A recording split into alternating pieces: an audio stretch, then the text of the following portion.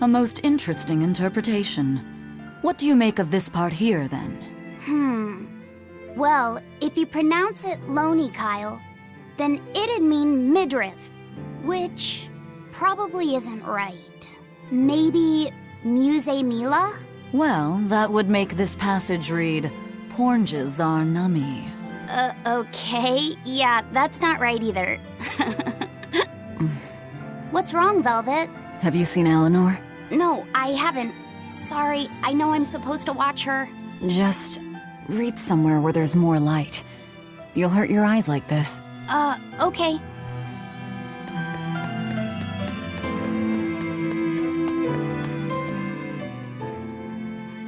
Hey, Rokuro, have you seen Eleanor? Probably. I don't know. Bit drunk. Just try not to go overboard. But man, are we a bunch of screw-ups or what? I mean, we've kidnapped a prince now.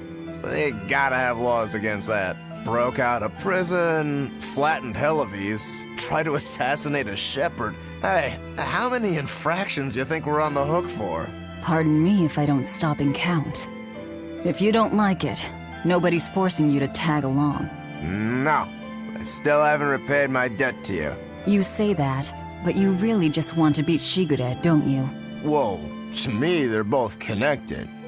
It's a long story, but I can tell you if you... I'll pass. Well, join me for a drink then? Can't. I'm 19.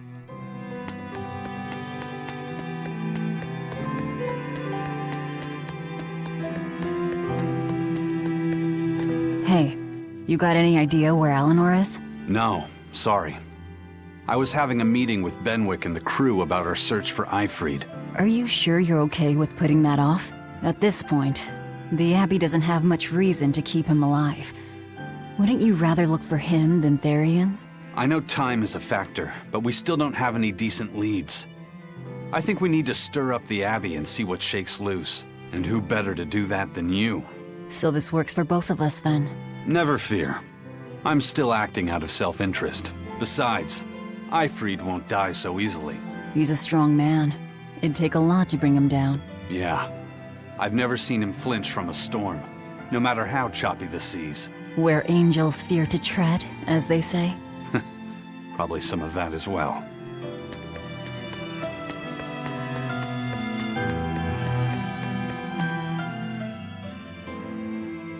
Hey, any idea where Eleanor went? How should I know? I'm too busy to spare any time worrying about anyone else. You look pretty distinctly unoccupied to me right now. Right, I'm busy being unoccupied. You're... what? It's simple. When you have free time, it means you're busy trying to avoid having any business to do. You're too weird for this world, Magulu. Says the woman with the world's blandest personality. I always figured you'd be the type to take off as soon as things got hairy. So what keeps you here?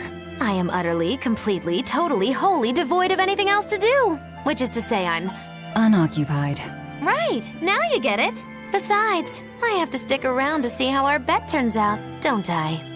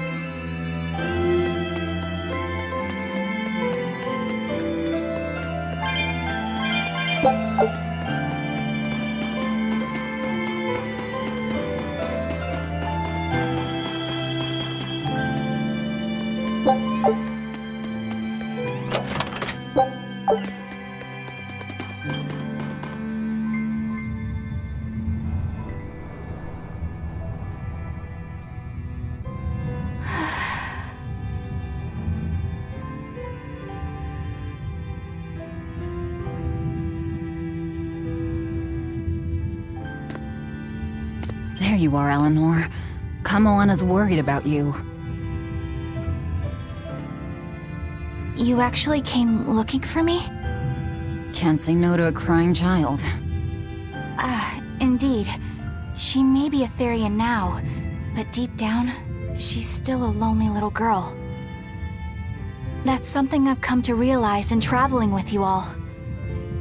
Wretched demons and Therians, even the Malakim who'd I'd only thought of as tools, they all live and think as humanly as the rest of us. I was so clueless. I didn't know what demon blight really was, nor what the Abbey was doing. Through it all, I knew nothing beyond blind belief in whatever I was taught. Ignorance is bliss, as they say. The coward's path is not that of an exorcist. They may say, I didn't know anything, so I can't be blamed. I can't live like that.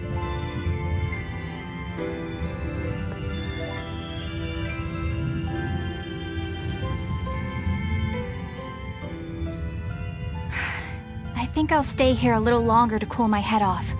Please tell Kamoana I'm alright. Don't stay out too long. The sea breeze can get cold. Thank you. Don't get the wrong idea. If you got sick or something, Kamoana and Laphicet would worry. That's all.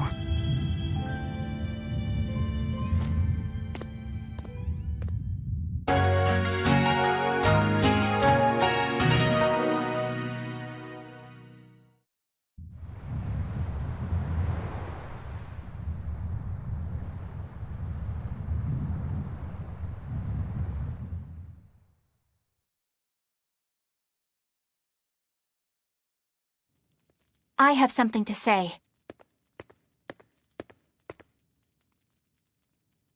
There's something I've been hiding, until now. I've been acting undercover on a special mission for Lord Artorias. I was to watch over the Malik Laphicet and bring him to Abbey headquarters. So vital was the mission, I was to do whatever it took, even kill my fellow exorcists.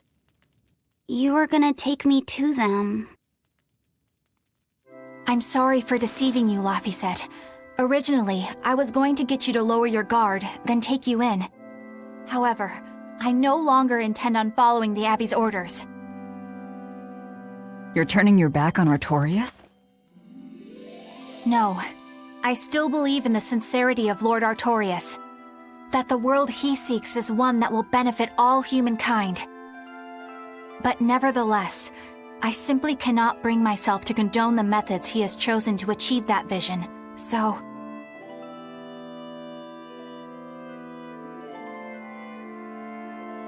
I will help you protect the Therians, until I discover the answer I seek.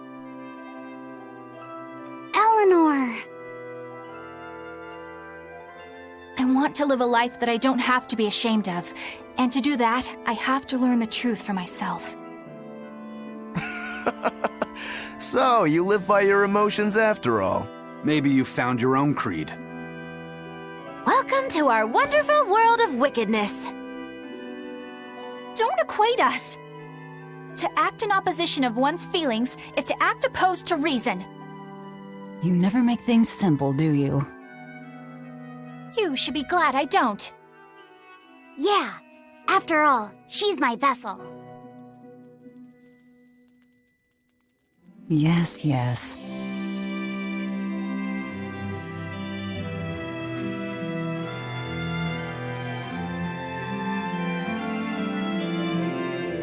So, I think our next order of business is to find ourselves another Therian. Well, that's the extent of my insight. Anyone got any actual leads? What if we had Eleanor swipe some intel on them from the Abbey? That could work. I don't know. It wouldn't work. Officially, the Abbey still considers her a traitor. So who would leak anything to her? Yeah. Besides, we can't put Laufeysid in danger like that. And anyway, Eleanor's terrible at being a spy. Ungracious, but accurate. You know that special underground cell from yesterday? I want to go back there. There's something I want to try out. All right, let's go. Laufeysid, I must offer you an apology. What for? For spying. I was plotting to take you back to the Abbey. I am truly sorry. It was your mission, wasn't it?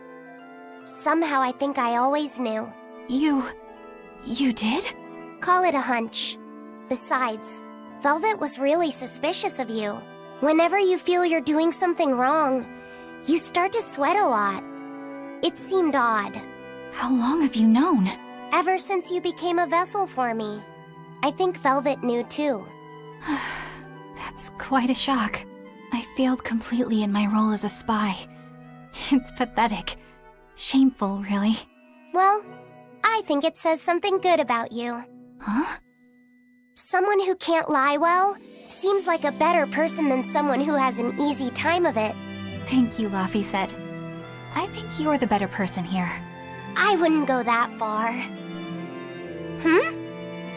What are you doing here, Bienfu? I was hoping you'd let me join in! We're in the middle of something important. Please leave us be for now. I'll be quiet. Just let me hang around, all right? Afraid not. Bien! Madame Eleanor is a mealyhead! She's a what? Laufeysid, thank you. I hope we can stay friends. I hope so too, Eleanor. The exploration of the outer seas is going super well. Yeah. It's all thanks to you guys chipping in. Oh, we haven't done all that much. Well, don't rest on your laurels just yet. Worse things happen at sea, you know. The scouting ship could always get eaten by some giant tentacled horror from the deeps. Danger's a part of the job. Besides, Ifrid's pirates are all about venturing into the unknown. I wonder what's still hidden out there for us to find. Terror Island, for one thing. According to ancient legends, it's an island that moves across the outer seas like a ship. Really? I've never heard of an island like that. Nobody knows if it's real or not, which is exactly why we have to try and find it ourselves. Awesome! I can't wait to get to the bottom of this. Don't get too excited just yet, kiddo. It's good to have enthusiasm and all, but I bet this place is called Terror Island for a reason. I'm not too worried. Like Eisen said, challenging the unknown is what Ifrid's pirates do, no matter what the risk. Looks like you've caught the bug too. Ha, looks like it.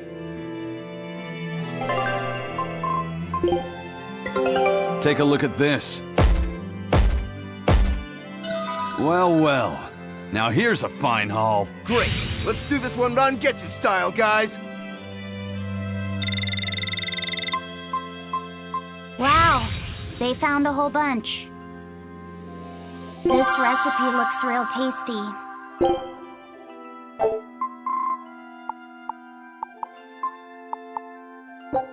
Scout ship setting sail. Hey, Bienfu, I have a question for you. I know Magilu likes to call herself a witch and all that, but what is she really? The obvious guess would be that she's an exorcist, but I don't think I ever saw her name in the roster. That's not surprising. She is indeed a bona fide dark witch. I should know. I saw one night just how scary she could be. It's enough to keep you awake at night. It was near the crater of a volcano. Above the bubbling magma sat a huge cauldron. Inside the cauldron, a blood-red liquid stickily simmered, boiling in the hellfire heat. When droplets splattered onto Miss Magilou's cheeks, she just cackled and licked it off, and she kept the cauldron boiling for 3 days and 3 nights. What was she making? Strawberry jam. What? What's scary about that? I was just getting to the scary part. Instead of using sugar, she put in soy sauce, cooking wine, and liquor. Soy sauce and strawberries? Is that normal? You wouldn't think so, but that contrasted sweetness, sourness, and saltiness actually makes it taste great. Not that someone like you would understand the appeal. You have to have a refined palate like mine to appreciate it. Wait, I've heard of that. You can boil things in soy sauce and wine to preserve them. When you do it with strawberries, it's called strawberry soup. That's right! Actually, strawberry soup has sea urchin and abalone, not strawberries. It's just called that because the sea urchin plumps up like berries. And it's not preserved either. Really? Well, I had no idea. Wow, I really liked it too. I wonder if the reason she's never made it for me again is because she realized the mix-up. Now that I think about it, that's not the only thing I like that she made one time. Like durian jellies and the candied sweet fish too. I think I see what's going on here. What does the food she's made more than once taste like? It's just normal stuff, like what you guys always have. Only a truly scary witch could hide that much cooking talent behind such plain-tasting food with no one the wiser. I know this smell. Yeah, it's Prince Percival's fragrant wood perfume. When I told him I'd never smelled it before, he put a little on my sleeve to try it out. I love the smell of the royal family's perfume. It's distinct, but not overpowering. It's made from Fandaria trees, conifers that grow in a snowy land. I've noticed that you and Velvet and Magilou smell nice too. Do you all wear the same perfume? We do? We don't use that stuff, but maybe you're smelling the soap we use. Oh, can only the royal family wear fragrant wood? No. Some fragrances, including the Fandaria scented ones, only the royal family can use, but most don't have any such restriction. If they all smell so good on humans, why doesn't everyone use them? You know, I've never thought about that. Why do you think that is, Eisen? It's a bit complicated. To explain it right, I'd have to start with the history of bathing in Midgand. A few hundred years ago, people believed they would die if they took a bath. They were so terrified of baths that they wouldn't even go near one. I can't believe people would be scared of taking a bath. Why would that even happen? Well, at the time, a deadly plague was running rampant, and people thought that it could be transmitted through bathwater. Bear in mind that this was all before we had proper plumbing or techniques to purify water. People couldn't just bathe anywhere. Sewers like the one we used to sneak through Logris are a fairly recent construction, only around a century old. Some people even thought bathing at all was unhygienic. Right. As bathing went out of style, the royal family started to use these fragrant woods. Covering up their bad smell with a good one. Yep. As a result, their perfumes used to be far more potent, to the point where you couldn't even tell if it smelled good anymore. But nowadays, nobody actually believes that bathing can make you sick, right? As civilization advanced, plumbing became widespread, and baths themselves became much cleaner fixtures than they used to be. And the fragrant woods fell out of favor because they were no longer necessary, right? To the contrary, as the people gained prosperity, the perfumes became a popular display of wealth. The newfound popularity didn't last long, however, thanks to the propagation of a new disease. One that didn't transmit through baths. Demon blight, you mean? With the rise of demon attacks, life outside the city walls became increasingly difficult. With fragrant woods now harder to come by, the perfumes once again became the domain of royalty. I guess that means that fragrant woods share a long and complicated history with plagues. To cover up the truth of malevolence, the powers that be spread rumors of a demon plague, continuing their time-honored tradition of covering up one stink with another. So, what do you think of the perfume? Do you like it? Yeah, it smells nice. But I think I like the smell of soap better. Huh? This island is so amazing! It's far away from any other people and has so much hidden stuff underground! It's such a perfect hideout! Just thinking about it makes me so excited to be here! Yeah, I guess. What's wrong? You were so excited to be here before! Don't be such a drag, Laphicet! It's just that this used to be a prison. People were brought here to suffer. If you're worried about how I feel, don't be. If I really hated this place, I wouldn't have made it my base. Hell, I was imprisoned here too, but now it's the secret fort I always dreamed of. I still haven't forgiven the guard who ate all those marron glacés I was sent. I'll let the past be the past. What part of secret fort are you not getting? Yeah, But it can't all be just for fun and games here either. In order to maximize the success of our future battles, we need to maintain and improve this base going forward. This place seems sturdy as it is. Does it really need more work put into it? Nonsense! This place was built to specialize in holding prisoners. We can make it better suit our needs. What are you proposing exactly? Well, I think we need to start with smokescreen generators. They'll be effective against intruders unfamiliar with the layout here. Of course, afterwards we'll have to clean up all the soot, but still. No thanks. I think we need something to put out fires. The fire at Helavi's was really scary. We have Molekim like you who could use water arts, though. If anything happens, you can just put it out. Oh yeah, I guess that's true. What we really need are some secret underground tunnels. If things get too hairy here, we'll need an underground escape route. We can put in hidden doors, and even some fake ones to trick the enemy, too. We have 2 separate docks. That's good enough. No enemy is going to attack without taking both docks into consideration. That's why we need to build underground tunnels before anything else. But we're on an island. You know, surrounded by water. Where would these tunnels even lead to? Isn't it obvious? We'll dig underneath the sea to another uninhabited island nearby. But there are no other islands nearby. If it means getting my tunnels, I'll build an island too. Are you listening to what you're saying? It sounds like he's daydreaming to me. And what's wrong with having some dreams? This is a great opportunity we have here. You guys just don't get it. It's okay. I get where you're coming from. But they'll never understand. You might as well save your breath.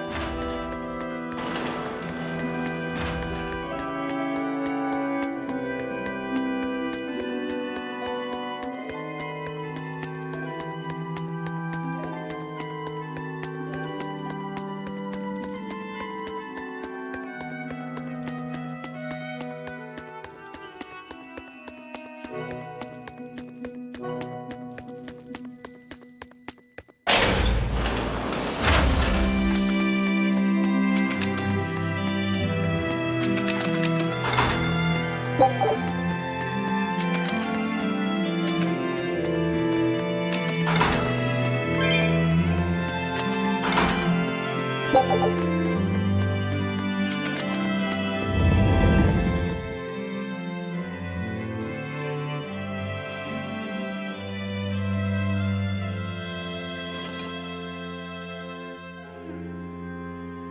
here. What now? Well, so I've been thinking about Earth Pulse points. They're where the flow of the Earth Pulse, the Earth's natural forces, are concentrated. Right. And Inominat is using those points to acquire malevolence and reawaken himself. You seem to have a knack for sensing them out. Once you're close enough, you can even pinpoint their location. Except, I don't have to be close at all. When we came here yesterday, I felt another place. A place just like this. Are you saying you can use this Earth Pulse point as a conduit to find the others? I think so.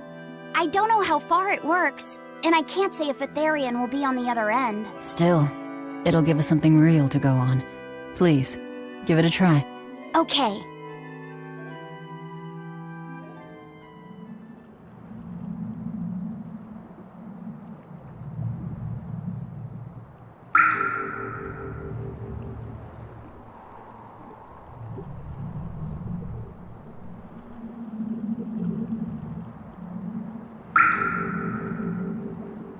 Anything?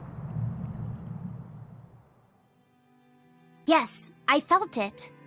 There are dozens of Earth Pulse points scattered around, but I sensed a few big ones that stood out. So you can even detect their size. Yeah, at least I think I can. This island is one of the big ones. There are two more like it somewhere to the east and the southeast. But I think those are the Warg Forest and the Temple of Palamedes. Still, that suggests we're more likely to find Therians at the larger Earth Pulse points. We've got 3 Therians to go. Anything that helps us narrow down our choices is a boon. Yeah, you've done great work today, Laphicet. That's for sure. Thank goodness you're here. You're a marvel. One of the wonders of the world, kiddo. It's not that big of a deal, really.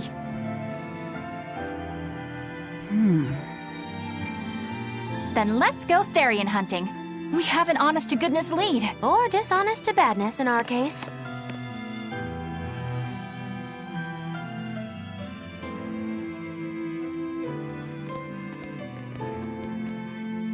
Broke again. Still not good enough. You think it's your swords that are weak. You don't think maybe your body's just stupid tough? No. If it can't cut me, it's just not good enough. I need stronger materials to make a better sword.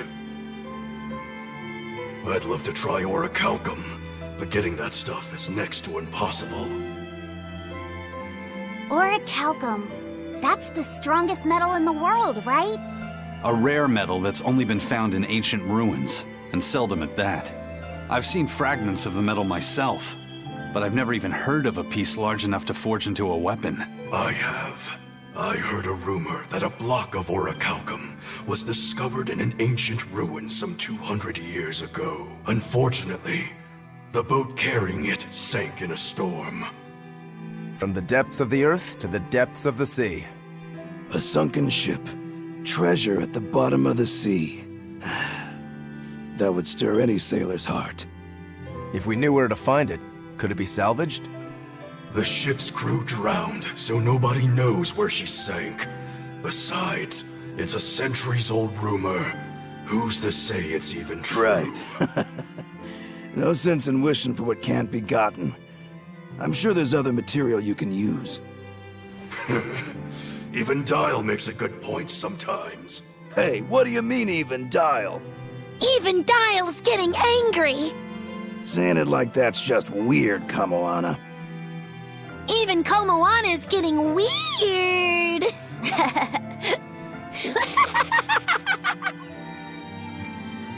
Alright, so our target is an Earth Pulse point about as big as the one here. Let's start with the closest one and go from there. Which way is it? The closest one is to the west. Got it. Lead the way, Laphicet. My pleasure.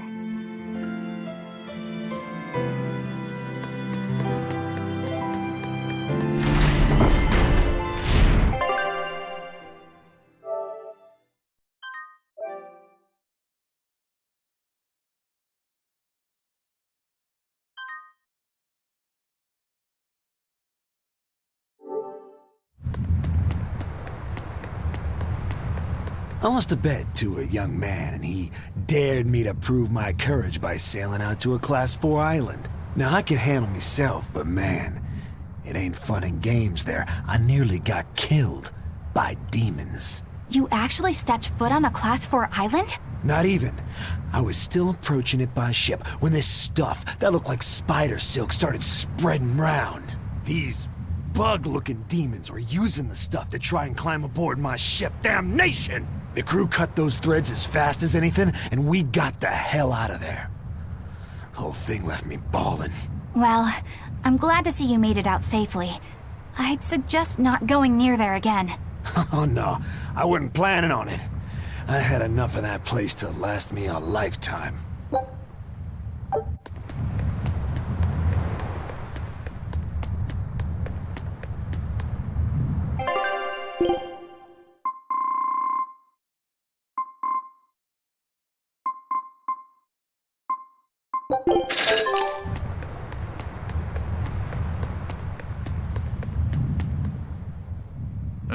I understand why the Abbey turned this island into a prison.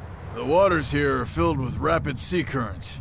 Make a single wrong turn of the rudder, and your ship will be capsized just like that. Not to mention the fog and all the storms that pass by. It must be nearly impossible to escape. Aye. To get on and off this island, you'd need a vast store of nautical knowledge and a skilled hand. Thanks to your curse, Eisen, we've gotten good enough to handle rough seas like this. The storm that kicked up when we made our escape was huge, and all we had were 3 novice sailors. Thinking back on it, we had some seriously good luck.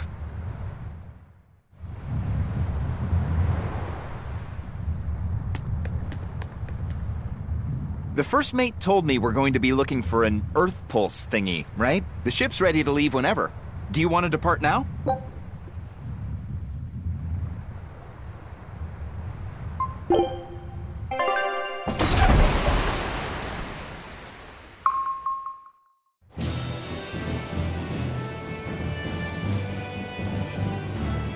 It's here! This is the Earth Pulse point! Nothing but open water as far as the eye can see. Is your Earth Pulse point down below?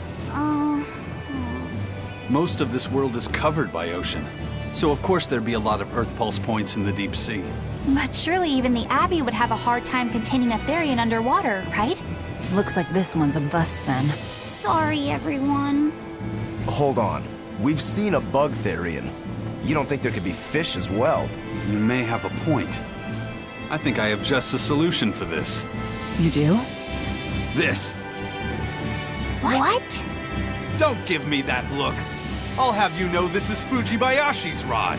This baby's 9 feet long, made from a single piece of the finest bamboo aged 5 years, with a slow 60-40 action that almost feels alive when it bends. Its exquisitely wrapped handle feels like an extension of your own arm. And just look at that elegant black lacquer finish. It's as perfect a fishing rod as there can be. I'm sure it's a lovely fishing pole, but fishing?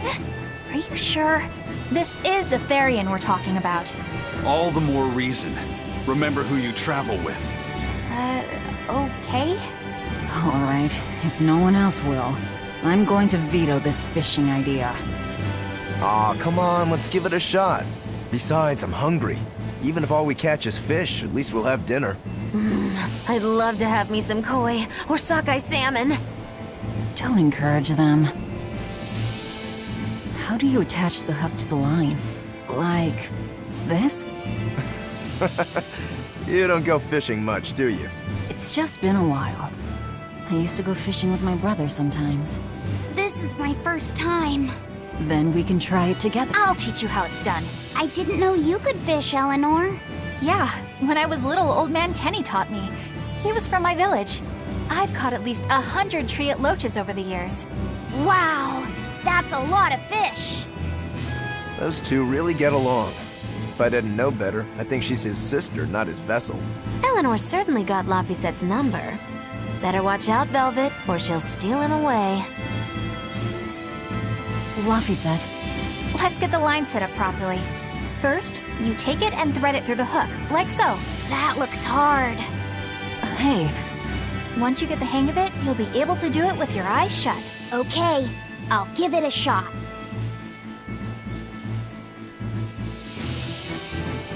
Luffy! Huh? You mean me? Oh, I was just... Be careful there. Wouldn't want you falling into the water or anything. I'm not a little kid, you know. It's just that Luffy fell in once. A long time ago. Luffy? You mean your younger brother? That's right. You reminded me of him is all. If you say so. Is that all you wanted to say to me? Yeah, that's it. Okay then. I'm going back to fishing with Eleanor. People aren't as easily swapped in and out as fishhooks, are they? Is that supposed to mean something? Oh, Velvet, you gotta get it a lot tighter than that. Here, let me take a look at it. Huh? Oh, all right.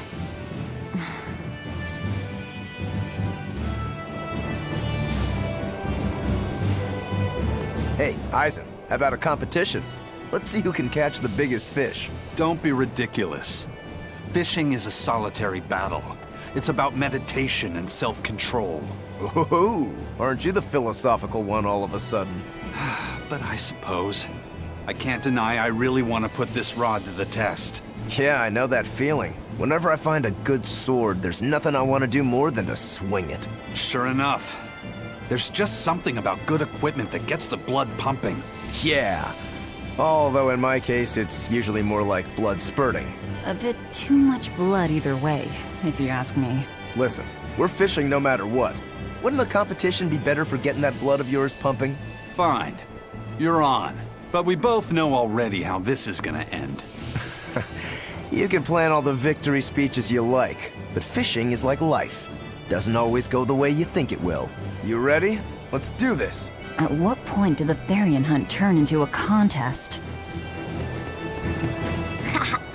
Old Man Tenny sounds like he was a real goofball. Definitely. He used to say the weirdest things while we'd be fishing, just to make me laugh. Like what? Oh, it was all nonsense, but it was funny to me. The silly stuff like... Papero, popero, pippity-poppity-poo. Yeah, that's silly, all right. Those two look like they're having fun.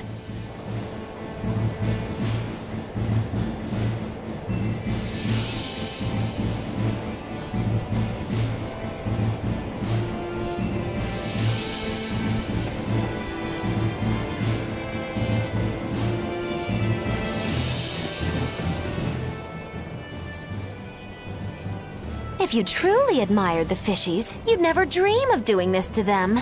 No matter how tasty the bait, it's a poor trade for a barbed hook in the lip and a cruel death in the unforgiving air. I don't admire fish. Fish exist to be caught and eaten, as far as I'm concerned. Can't argue there. Raw, boiled, or grilled with a little salt. You can't go wrong. And if they're nothing but food to you, even their wretched squirms of agony can hold a kind of beauty. Hey, Velvet! I've got your rod all set up for you.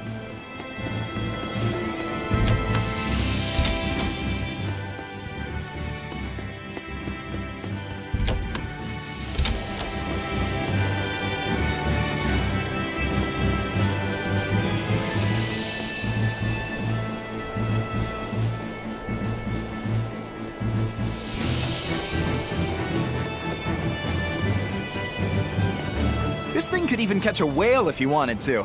The rest is up to you. Now get out there and fish up a big one. A Therian, you mean? Might as well give it a shot. It's not like anyone else remembers what we're here for. Oh! Something's pulling the line! Stay calm. Fishing isn't about strength, it's about timing. Oh, okay. Got it. Here it comes. You ready? Damn right I am. I'll fillet it before it can even land. If it's a Therian, don't you dare kill it. Now! Heave!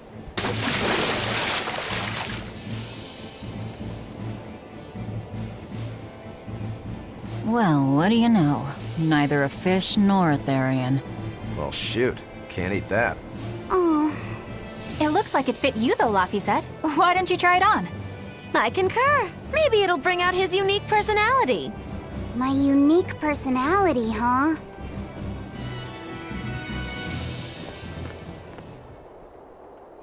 What did I tell you? It looks great on you, Laphicet.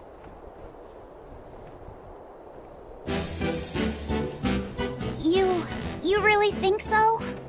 Yeah, brings out your special charm, kiddo. Come on, back to Therian fishing.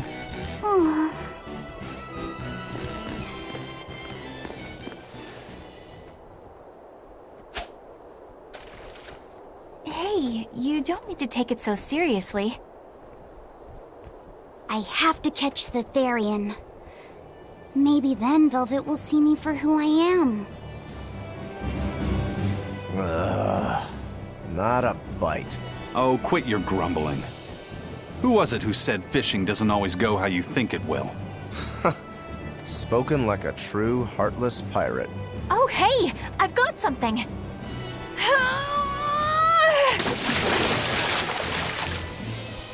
Whoa, looks like I'm next.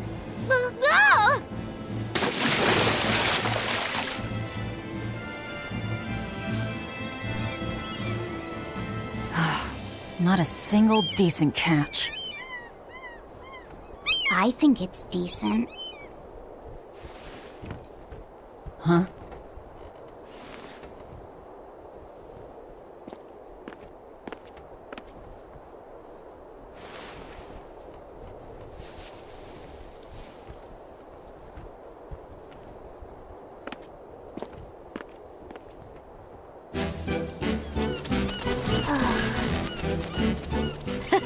You found a look all your own. Ah, the vagaries of youth. You don't take half measures, do you, kid?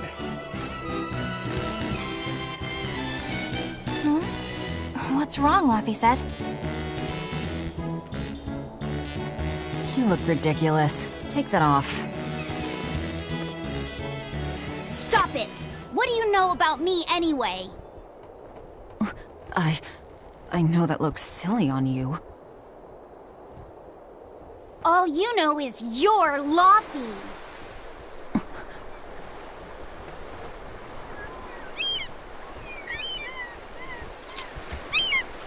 Hey, Velvet! Something's pulling on your rod. Huh? Ugh!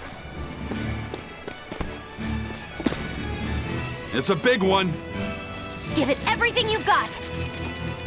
I know what I'm doing!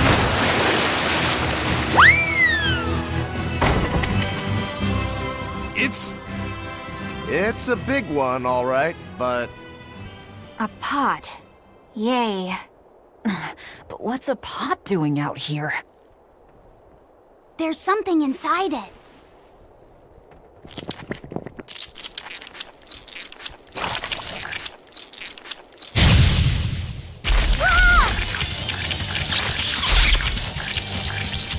An octopod?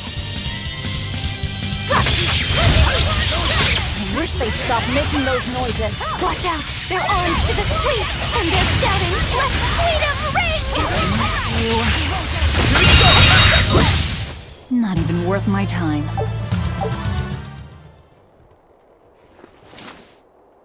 Phew, that was scary. Be more careful before you approach a suspicious object. You think Laffy would have stayed back? That has nothing to do with this! Hold on. There's something else inside.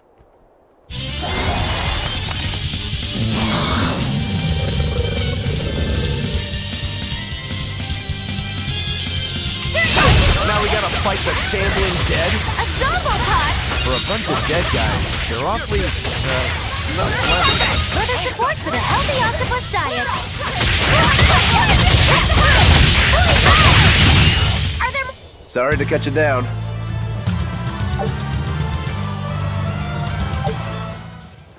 An octopus army? A horde of undead? What the hell is this pot? Magnificent. To think I'd get to see one with my own eyes. Huh? Is there something special about this creepy old pot? Creepy, you say? That's why these things need to be left to the professionals. Listen and behold. This is none other than a water jug made by the potter Groon during King Clauden's reign. It was a legendary, once-in-a-millennium masterpiece, but it was lost in the Second Warring States period 200 years ago. Assertive yet not ostentatious, the piece draws you in with its stately curves and the subtle shimmer of its colors, which belie a hidden savagery. 2 lectures in one day?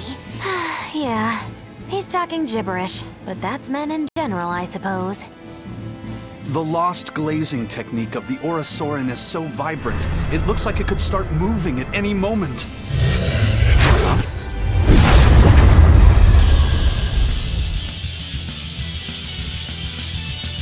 Oh, and start moving it did. Look out! The pot's a demon! Stay away! Whatever you guys do, make sure you don't smash it! So, can I slash it? That's even worse! Stop arguing and fight already! Hurricane! Watch it! Shooting star! Here it comes! Hurricane! Here it comes! Spiral!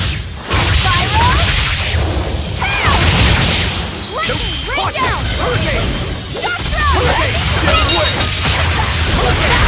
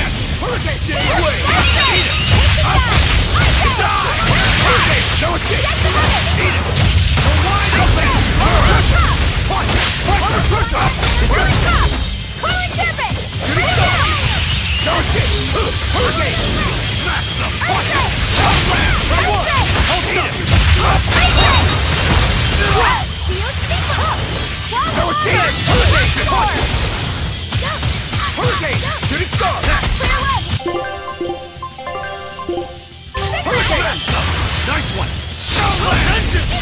Hurricane double haze! Shooting star! Eat it! Ready to die? Think you can dodge? Just try! Perfect mayhem! Eat it! Shooting star! Up!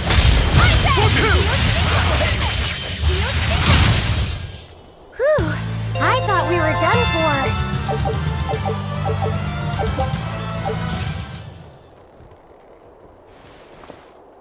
It's finally decided to behave itself. Wait, Velvet! Don't eat it! It's a pot. I'm not gonna eat it. I guess there weren't any Therians to be found here after all. Yeah, if there'd have been any, you'd think ol' Eisen's Reaper curse would have drawn him out. Oh, so that's why all we caught today were weird, useless things. Right. I forgot about the curse. So all this was Eisen's fault, huh? Funny how quickly you get used to it. Oh, my power didn't end up helping us out at all. Nope. Hmm. But I know you're not the type to give up after a little setback. Isn't that right, Fee? Huh? Fee? It's your nickname. Not a whole lot of thought put into it, but... You're you. You're Fee. Velvet. Fee. I like it. It has personality. Thanks. Of course, if you still feel like giving up. No, I'm gonna fight find us the next Earth Pulse point. Oh, hey. There's something else inside the pot.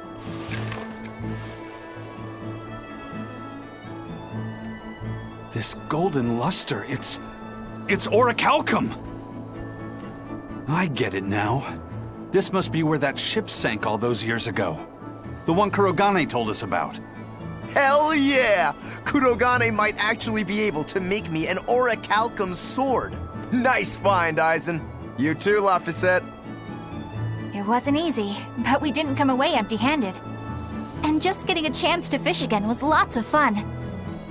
Yeah, I had a really good time too.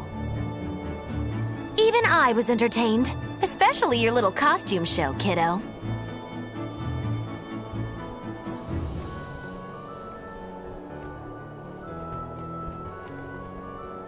The sun's going down soon. Let's head back to Titania.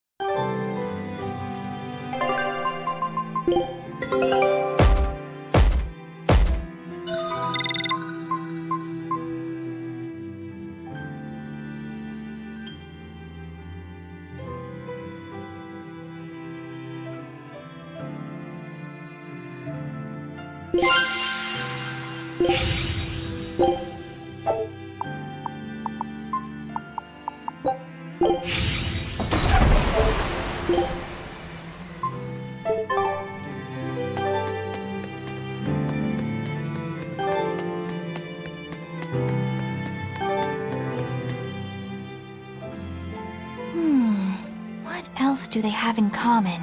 What are you up to? I'm compiling everything we know about Earth Pulse points, starting with what the ones in Ward Forest and Palamedes have in common. I'll compare those points with the ones that didn't have any Therians. Then, I'll factor in everything I currently know about the Abbey's deployments. Once that's done, I'll match all that information against what we know about the locations Laphicet was able to sense. When that's completed, we should be able to tell which locations are more likely to house a Therian. You're really going all out, aren't you? Must you sound so incredulous? If you're going to do something, then give it your all. There is no other way to live. Right. I'm counting on you then. I'm not doing this for you. This is for me and for Laphicet. Do you even understand why that boy's trying so hard? Yeah, I do.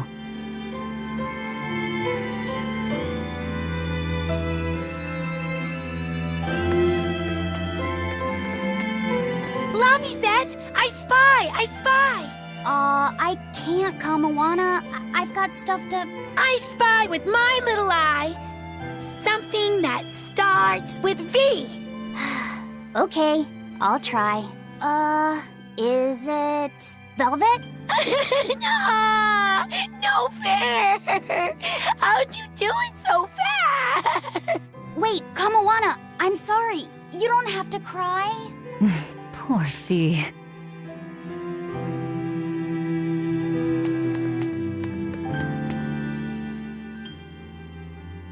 Have you been practicing your dove impression, Velvet? What? No. Now, a performer in Magilou's menagerie has to be more diligent than that. What if we're stopped at a checkpoint and the guards ask you to perform a trick? If that happens, I'll show them my trick where I devour an entire witch faster than the blink of an eye. Oh, that would be a sight indeed. But seriously, if you ever want some magic tricks up your sleeve, let me know and I'll teach you some. Just 10,000 gold each. Oh, hey, Velvet. You don't mind if I give Kurogane that orichalcum you fished up, do you? Doesn't matter to me. But do you really think you can make a weapon with that? Well, I don't know. What does the expert think? Conventionally, no, it's impossible. But when has convention ever stopped a demon? I won't argue that. We're dealing with the hardest metal in existence. But I'm ready to cast aside all doubt, to focus everything on forging my greatest creation. If anybody can do it, it's you. Good luck, Kurogane. Yeah, best of luck. If you can make Rokuro stronger, you'll be helping me out too.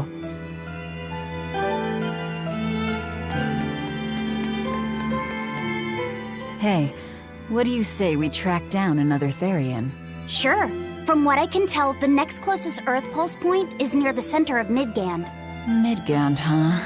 The capital's not far from there. I wonder how things are now that Griffin's gone, though. Only one way to find out. Maybe so, but Aizen's not here, you know. You're right. I haven't seen him in a while. We should probably ask Benwick where he wandered off to. Yeah. Hold on. There's a letter here. On pretty cutesy stationery, too. Let's just have a quick look-see. As the cold turns bitter and the snow piles up on the mountains, I cannot help but think of you and hope you are in good cheer. As for myself, I am the same as ever, although I recently acquired a rare item that I shall be sending your... It's rude to read other people's letters, you know. Yeah, but how else are we supposed to find out whose it is? Does it say who the sender is? Uzfamewu Wexov. Who the hell is that? Probably someone on this island, if I had to guess. Hey! Anybody lose a letter? Do any of these folks look like the type to write a fancy letter? Point taken. It could be one of the pirates. Why don't we go to the docks and ask around? Fine, just don't forget our mission.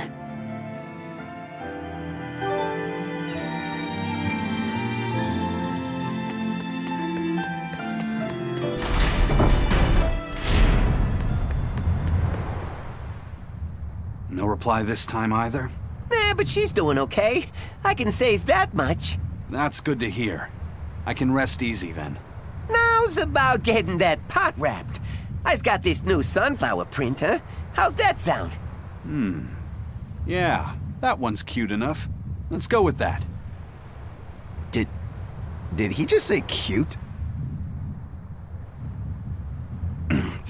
Help you with something? Someone dropped this letter. Do you have any idea who it might... You didn't read it, did you? Wait, it's yours? We didn't read it. Much. You really didn't read it? No, of course not. Put this letter in with the package. Who's got it? When you ship with the Turtles Express, rest assured your mail is in good hands. If you're done here, we're ready to head out. Our destination is Midgand. Yeah, I'm all set.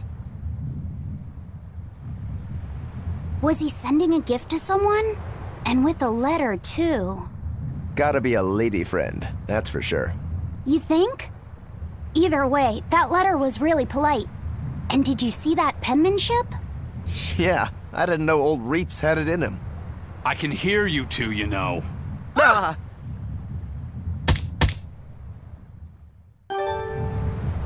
I noticed you've come up with your little name for the kid. You sure are the sentimental type, aren't you? Oh? Calling him Fee doesn't cost me anything, and it's not like I gave it much thought. That may be the case, but no one else has taken even that token effort. And in doing so, I wonder if maybe you were trying to encourage him to be his own being. After all, one requires a name before he can consider his own identity. Having been given a name, he realizes he is his own entity, separate from others, and a certain formless essence comes to life inside him. And you're the one who set that process in motion for the kid. Whether you intended to or not, you changed him from a puppet into a living being. So what's your point? I've been with you since the start of this journey, haven't I? Wouldn't kill you to give me a nickname, would it? I've never really thought of us as being that close. And besides, you just forced your way into the group. Come now! I know you've got a bigger heart than that! Surely you have it in you to give a nickname to a dear friend! We're not dear friends. And even if we were, I'm not good at nicknames anyway. Please, I'm begging you! Okay then. Moggy. Oh, come on, that's so obvious! Can't you put some heart into it for your dear friend? Fine. Lou. Do I look like an old man to you? You're not even trying! Okay then. Witchy McWitcherton. Interesting. Well, if I had to rank it against 1,000 other nicknames, I'd probably put it at number 1011. A nickname needs to have charm. It needs to leave a lasting impression. Sure then. Hattie. Now you're just saying what you see! Book skirt. That's not any better either! Ms. Creepy Eyes. That's just an insult! Look, no nicknames based on what you see, and especially no slandering! Lil Miss Witch who smiles around you but stabs you in the back when you're not looking. Hey, that's personal information! Look, I told you. I'm not good at coming up with nicknames. Forget it! I should have known this wouldn't work! Yikes. Better watch what we say from now on. Yeah. Aizen, what happened to those octopuses? Dial and Kurogane took them to the kitchen. They said they were going to make dinner for Kamoana. They're going to feed demons to her? A Therian needs malevolence to survive. That's why they carried them off alive. What do they plan on making? Octopus ink pasta with takoyaki and fried octopus on the side, and Hellavesian octopus carpaccio. Do they have a takoyaki pan here at the prison? Kurogane hammered one out with some iron, along with a large pot for the pasta. Still looking like that? Takoyaki would hit the spot right about now, though. Octopus ink pasta, huh?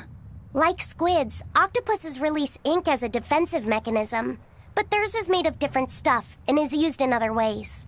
Squid ink is stickier and acts like a decoy, but octopus ink spreads out like a cloud of smoke. But squid ink has 30 times the savory flavor, so octopus ink isn't used in pasta all that often. Luffy told me the same thing. He said that's why octopus ink pasta isn't very good. Luffy said that? Yeah, so I ended up not making it for him. But I wonder... I guess it doesn't matter, since I can't taste it now. I'll taste it for you then. So make me some octopus ink pasta sometime, all right? All right, and I'll be sure to make some that doesn't come from demons. Hey, who did Aizen send that letter and cooking pot to anyway? I don't want to think about it. That walloping still stings. You've got to be curious though, right? Maybe.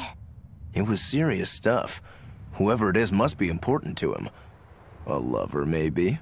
Aizen's lover. A child wouldn't be happy with that cooking pot, and a man wouldn't want it wrapped up so pretty. A young woman with Aizen's tastes, then. He'd be bound to fall for a miraculous match like that, right? I don't know. I bet she's that girl with the yellow umbrella. You really have a thing for her, don't you? I do not. That's not what I mean. Then pray tell, what do you mean? Huh? Eavesdropping, Eleanor? How unseemingly rude of you. Besides, Luffy said is free to like whomever he chooses. You're one to talk about eavesdropping, Moggy Lou. Anyway, it's just that the sunflower design on the wrapping reminded me of her. Now that you mention it, but does it really matter?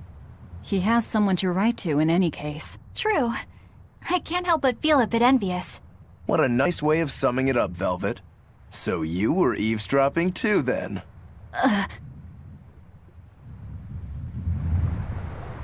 Say, what do you think about Aizen?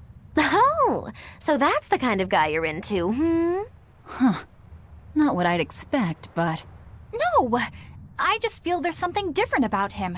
The way he picks presents, the objects that catch his eye. Oh, is that all? Boring. No kidding. All men have some kind of particular interest, big or small. I suppose that's true, but he seems a bit, shall we say, overly obsessive? Now that you mention it, he does have a tendency to ramble on about various topics. And it's not just the items he collects. There's more to it? Every weekend, he eats curry for dinner, and every time we go into port, he docks at the 3rd bollard. Come to think of it, I heard the galley crew complaining that he always needs his pasta cooked exactly the right way. And when he needs a new outfit, he always goes to the same tailor and returns with identical clothes and boots. It all has to be exactly the same size and in exactly the same color. Turtle says he's very nitpicky. Sounds like he's not so much picky as he is a pain in the ass. But I do see a different side of him now. I thought pirates were all rough and filthy, but it seems they can be quite meticulous. Not much of a reassessment.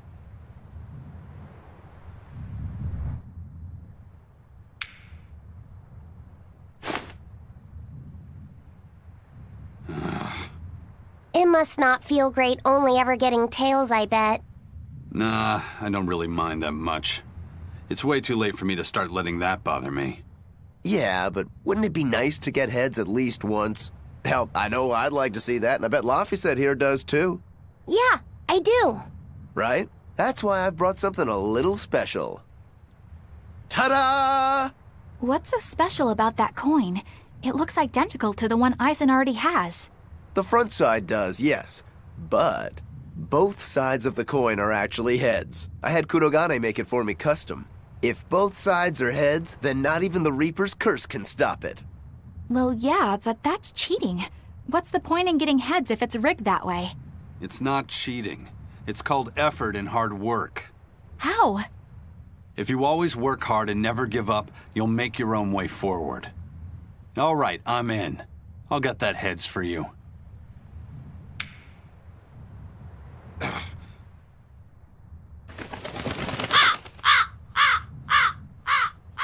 What? That crow just flew off with the coin! Those birds are attracted to shiny objects, I suppose. Damn it! I can't even win against a crow. Don't sweat it. I figured something like this might happen, so I had a backup ready. Go on, give it a shot. You'll show that curse who's boss this time. All right, here goes.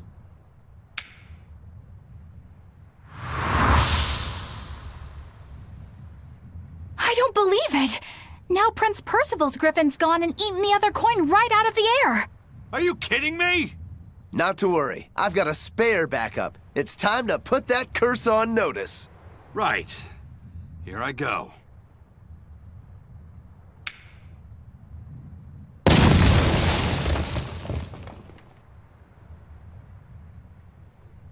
You gotta be kidding me. Reaper's curse or not, does it really have to go this far over a damn coin? It's fine, really. I had a feeling it'd turn out like this. Well, I sure didn't. Yeah, me neither.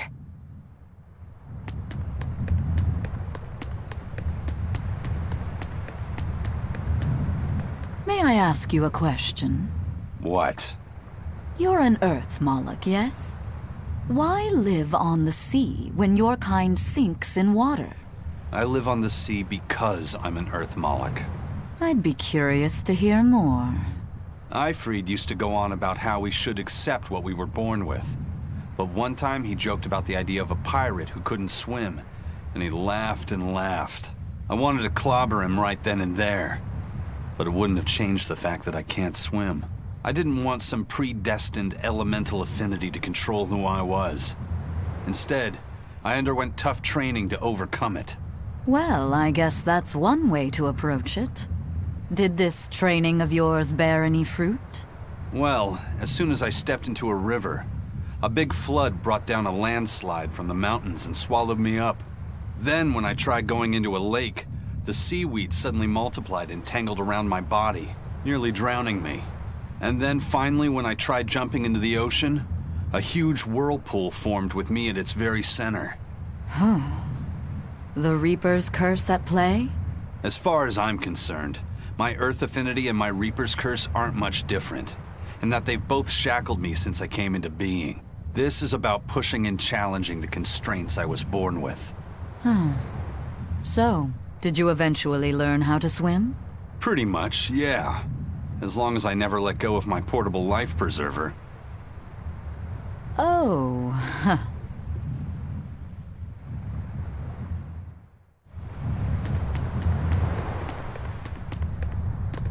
Hey, Eisen, is there, anything we can do about the Prince's hawk? Griffin, I mean. Every day, it goes out on these hunts or whatever, and brings back the weirdest stuff. It's making a real mess out of the deck. Hawk's hunt? What's the big deal? Well, yeah. At first it was bringing back good stuff like seaweed and fish, things we could cook with. Sure, I was glad for a while. But then it started to escalate. Now we're talking 150 kilo ambercants and 350 kilo killer swordfish that it's catching. That's not a bad thing, is it? It just means more to eat. It is when they're being dropped from the sky onto the deck. Especially those killer swordfish and razor-sharp bills. What if somebody gets run through by one? Can't you just warn the prince that his bird needs to be more careful? Yeah, we could, but he looks so happy watching his hawk, I'd hate to spoil it for him. Yeah, the prince looks so happy whenever Griffin is flying free. He kept grinning and asking Grocky all nice-like if he wanted to fly some more. Grocky? That's what Kamawana kept calling Griffin. She says she came up with it by combining Griffin and Hawk. This is probably the first time in the prince's life that he's tasted any freedom. His whole life, he's only done what duty dictated of him. Letting Griffin fly was his first free act. To the prince, Grocky is an extension of who he is. So what are we going to do? Nothing, really. It's not like it really hurt anybody. But it's punctured some major holes on the deck! I'm sure even the prince knows when to rein it in. Let him have a little fun. He deserves it. I don't know about all that. I'd say the prince is letting his newfound freedom get the better of him. Hey, I was just up on deck and it looks like Griffin's caught an elephant tuna this time. An elephant tuna? That's the really big tuna that can swallow a killer whale whole, right? That almost sounds like a demon to me. Yep, huge fish, gills like elephant ears. I saw it myself. From the looks of it, I wouldn't be surprised if it was a demon. It's crazy valuable. On a good day, it can fetch 20 million gold on the market. But there's something ominous about seeing it hovering in the air above the ship. 20 million gold? I take back everything I said. The prince and Griffin can do whatever they want. Did she say above the ship? Oh, hell. Benwick, we need to stop Prince Percival. Aye, aye, sir. Hey! Don't drop that on the deck! Are you listening to me?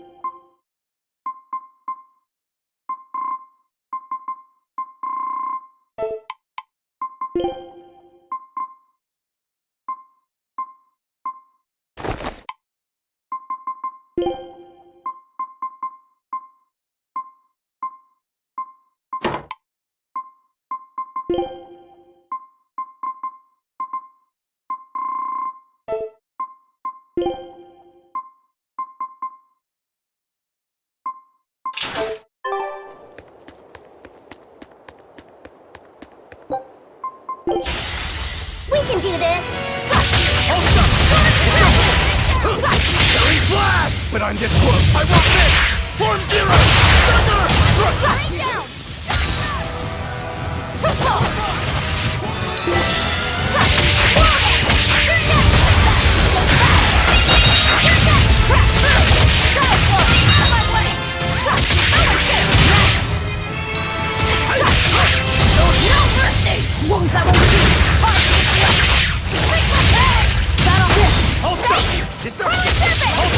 Double hit!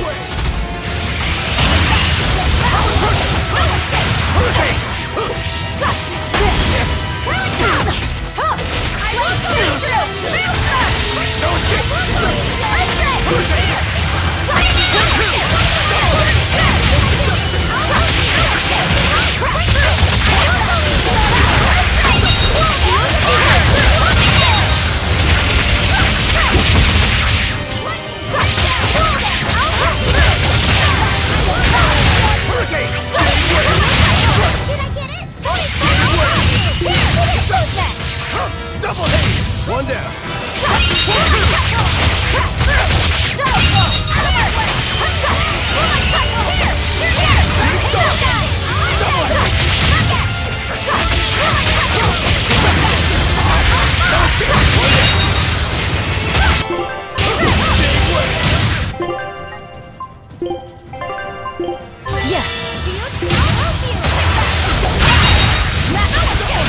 You're finished.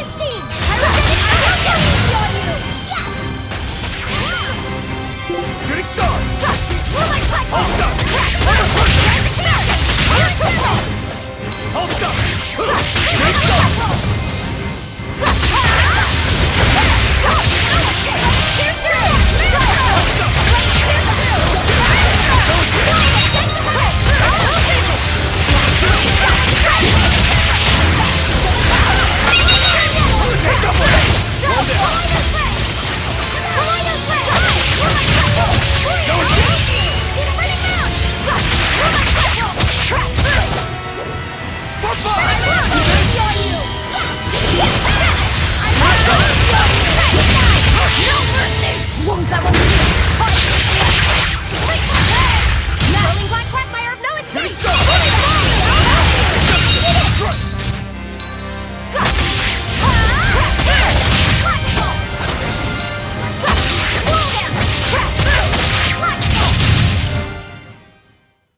Not bad.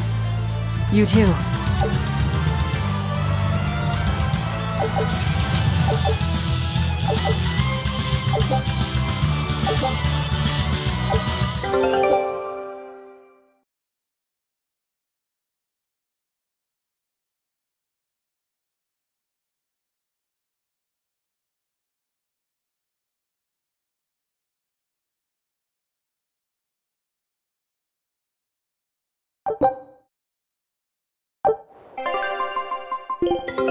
Our scout ship has returned.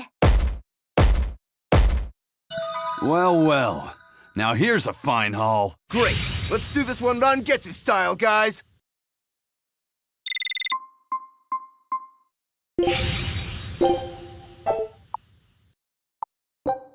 Scout ship departing.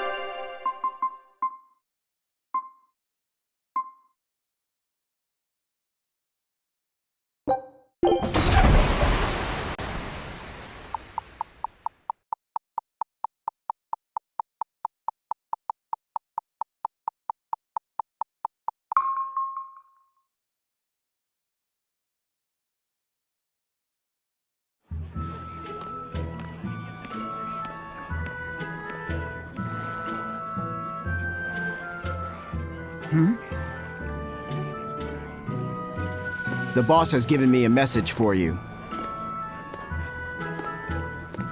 Says there's some sort of nasty demon running around in the Eldina Plains, to the east of Logris.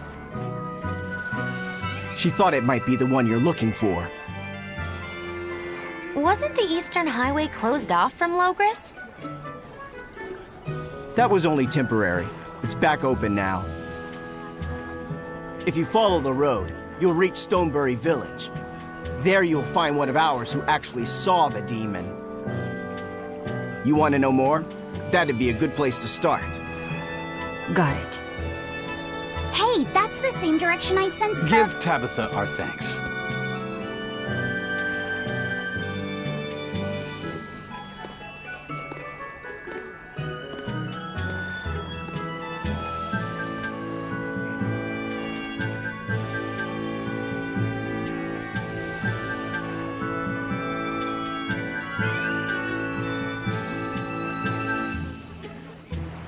It's looking more and more like we're on the right track.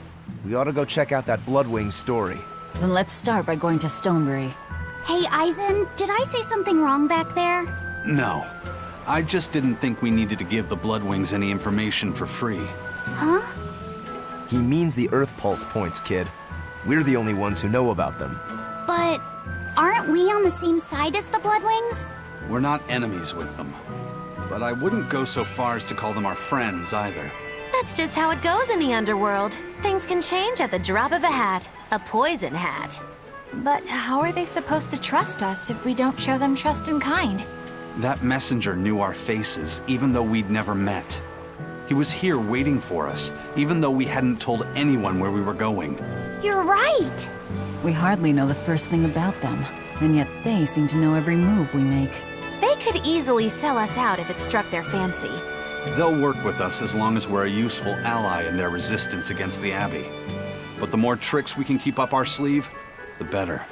We've got each other's back, but only as long as we hold a knife up our sleeve. That's what counts as trust in the underworld. That sounds terrible. But at least you can trust that Tabitha's cooking will be tasty. Can't argue that.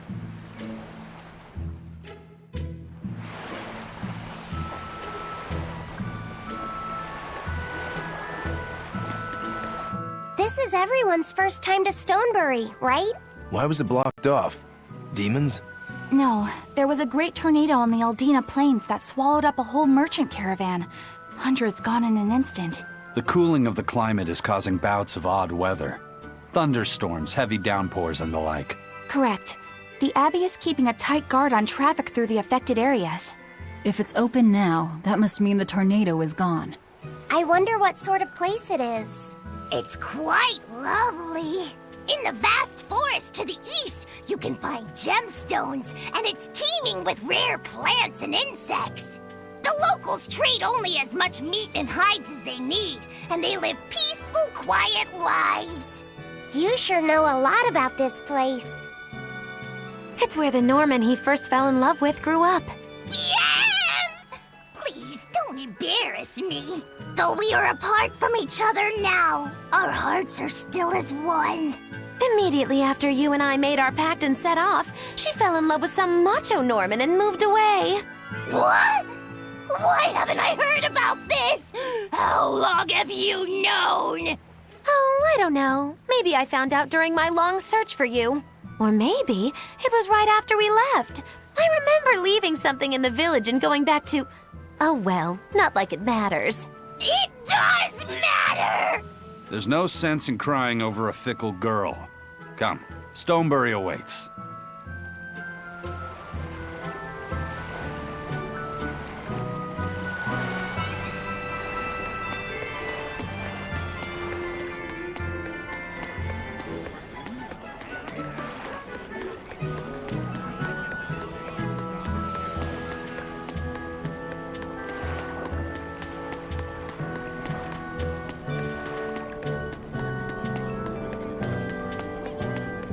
The Eastern Plain is finally open for travel. I hear that the people of Stonebury are alive and well. My husband and I can breathe a sigh of relief. I wasn't worried about him at all. He talks tough, but he was really worried. Oh, sorry you don't know who we're talking about. It's his apprentice. What kind of apprentice? My husband's an architect. Even the royal family and the Abbey commission his work. He's been at the docks here on a job. He just finished and we're about to return to Logris. These people don't care about all that. Why did your apprentice go to Stonebury? He's young and talented, but a bit eccentric. He said he wanted to help create a new town, so he set off to the frontier. A craftsman has to focus on his work. Creating a new town. Ha! He should know his place. But my husband didn't disown him. That boy's fearlessness reminds me of my husband when he was young. So you understand how he feels then? I didn't say that. If he thinks he has the talent, he's free to do as he likes. But if he doesn't follow through with it to the end, I'll be done with him. Did you hear that? He thinks the boy can do it. If you ever find yourself in Stonebury, go visit that boy's workshop. Right, I'll do that. Sorry about my husband. He can be a real grump. Don't worry about it. I'm pretty used to people like that. Hey, what's that supposed to mean? I'm so happy things have been peaceful around the capital. I can come to the harbor to shop without fear. I heard that those demons that made a mess of the palace have been wrecking towns all over, though. But Shepherd Artorius and the fine folks at the Abbey are on the job. I bet those demons are quaking in their britches. Let's hope that's the case. Of course it is. Lord Artorius is incredible. The demons have been mostly cleared from the area around the capital.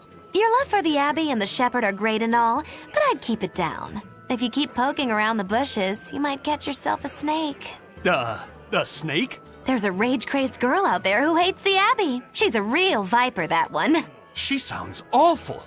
That's what I hear. Who are you calling a viper?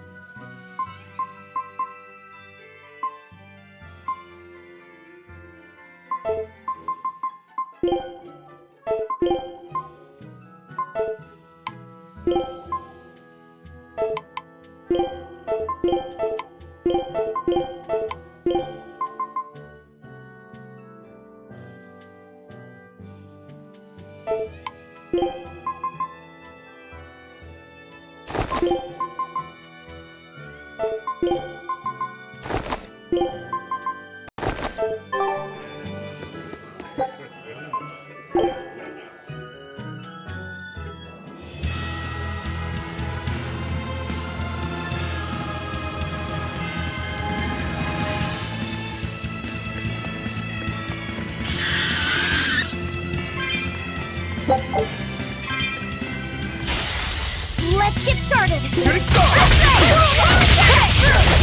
Armor crusher! Armor crusher!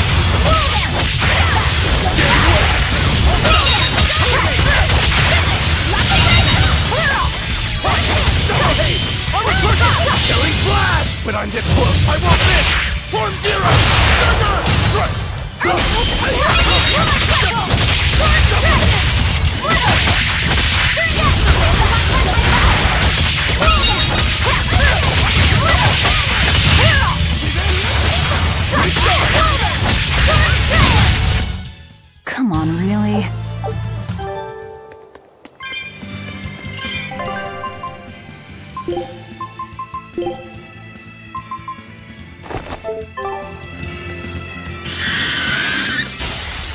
Don't waste my time.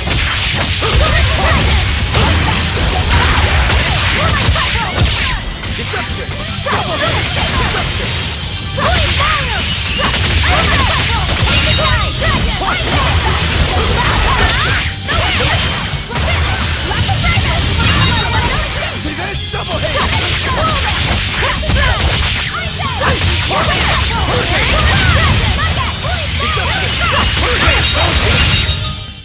Come on, really?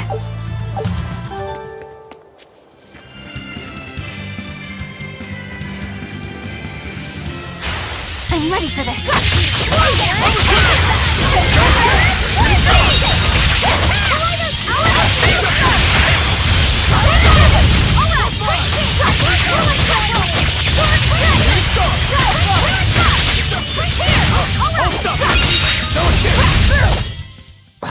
I won't improve by fighting weaklings.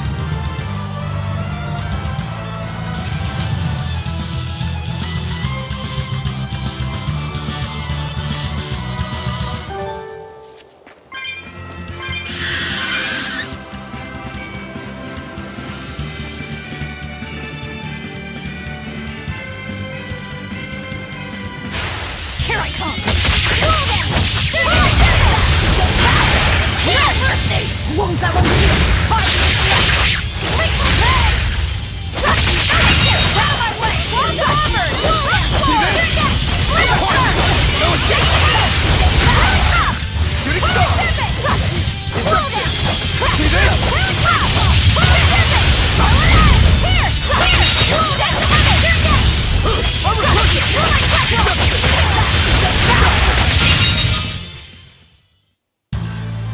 Your style is really unique.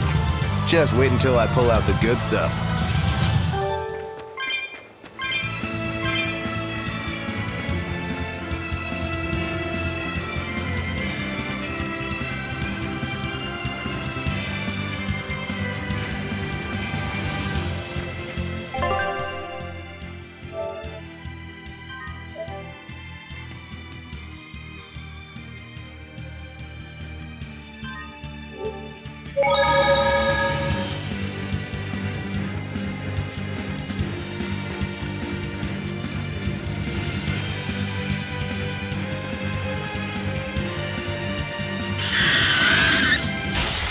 Let's get started! Pull them! Turn them with my fiery mirror!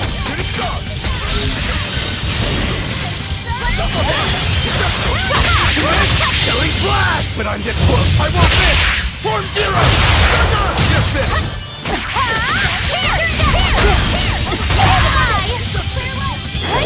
Look what I found!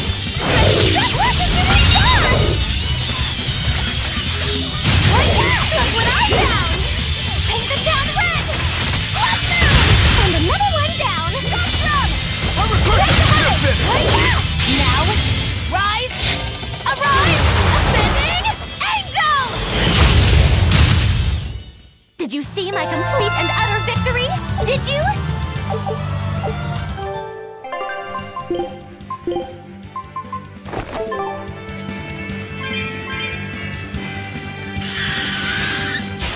Don't waste my time.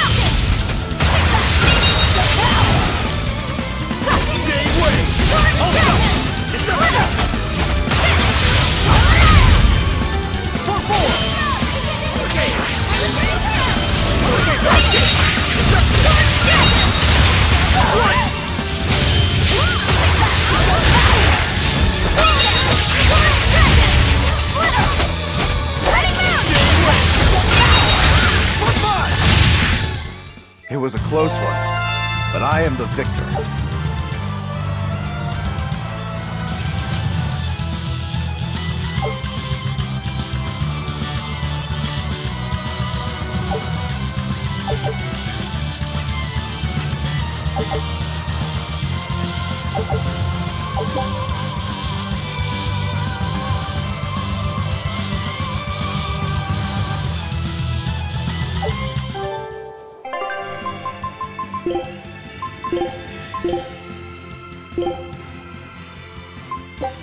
Food's ready. It's nothing special.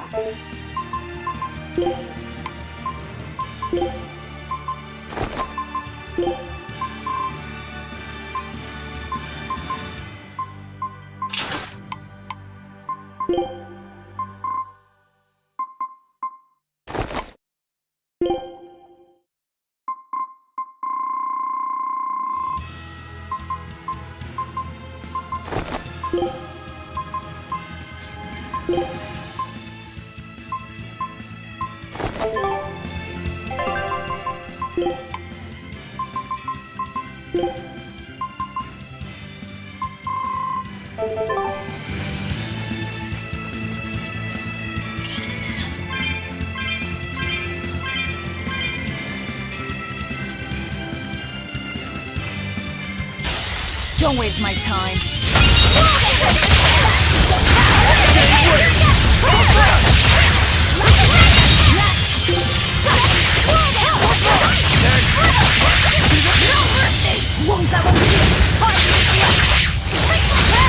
Gaze upon my fiery mirror! No escape! Okay, here we go! Hold up! Disruption! Hold up!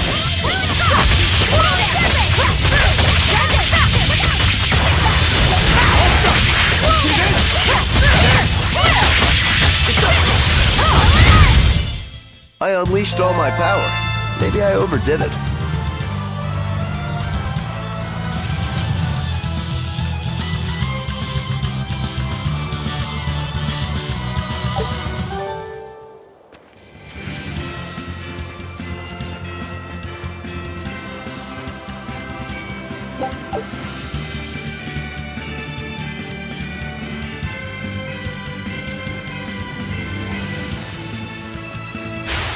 I'll end this quickly.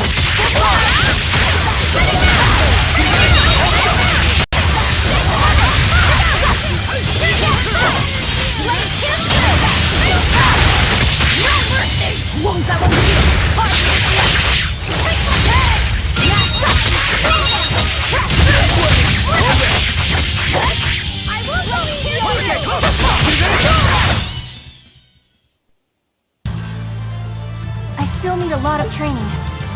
Is training hard? It's necessary, so no, I don't think so. Classic honor roll student.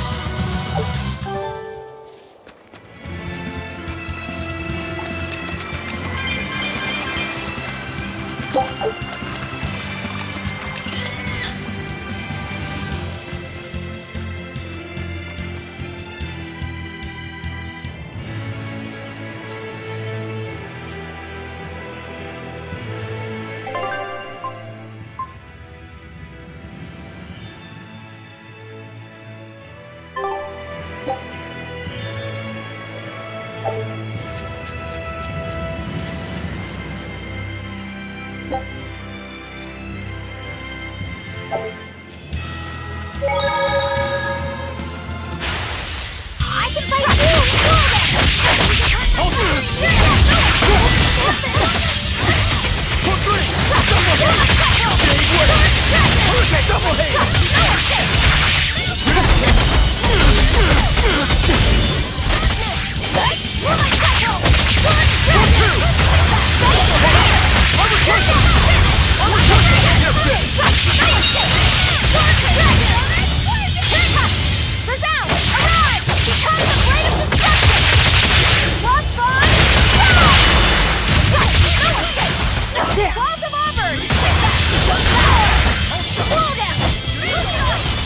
Here's through!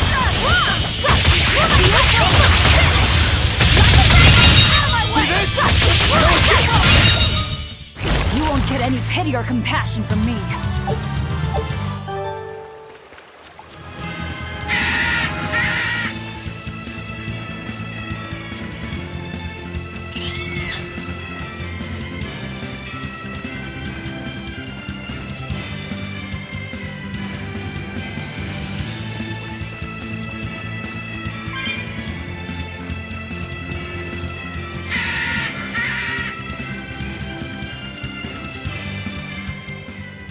I've finally gotten used to it.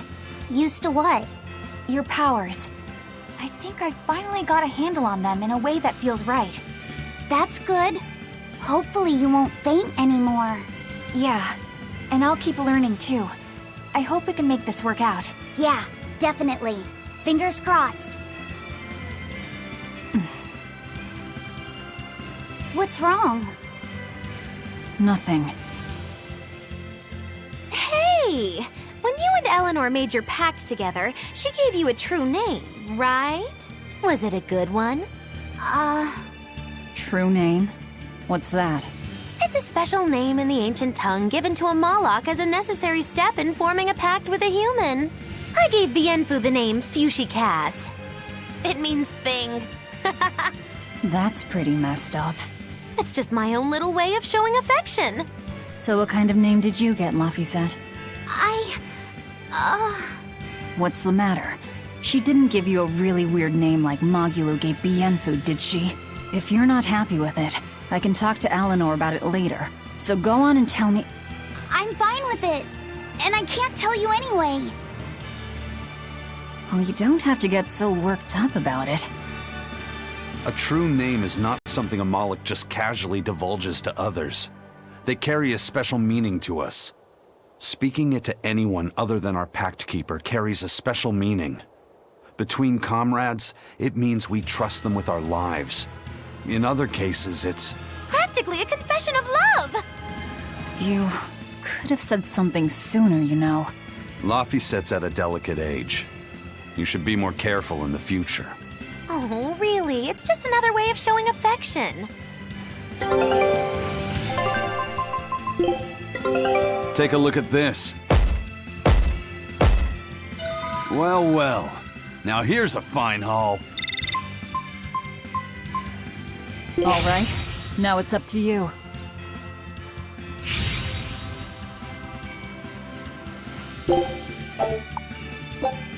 Scout ship departing.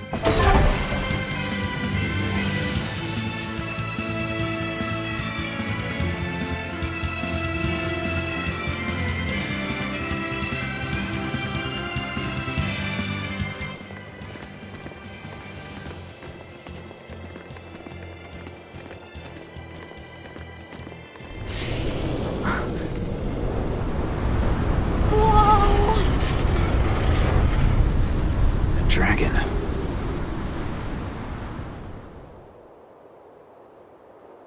That's gotta be the demon Tabitha wanted us to know about. It's flying free, but could it still be a Therian? I just felt an Earth Pulse point. It's that way, somewhere near the top of that mountain. Let's check it out.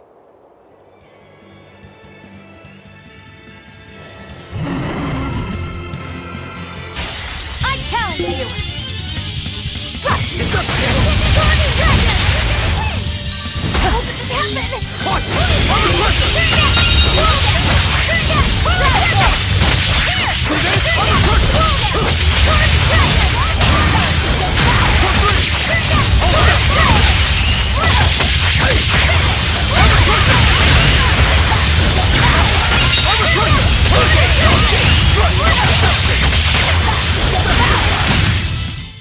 Sorry to cut you down.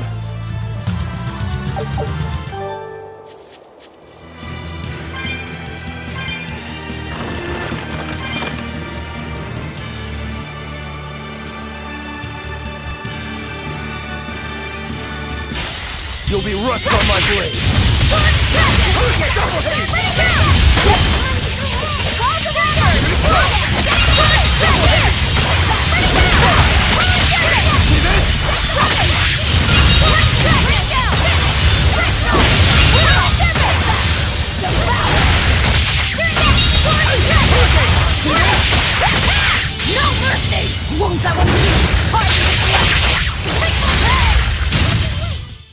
Did you think you could escape me?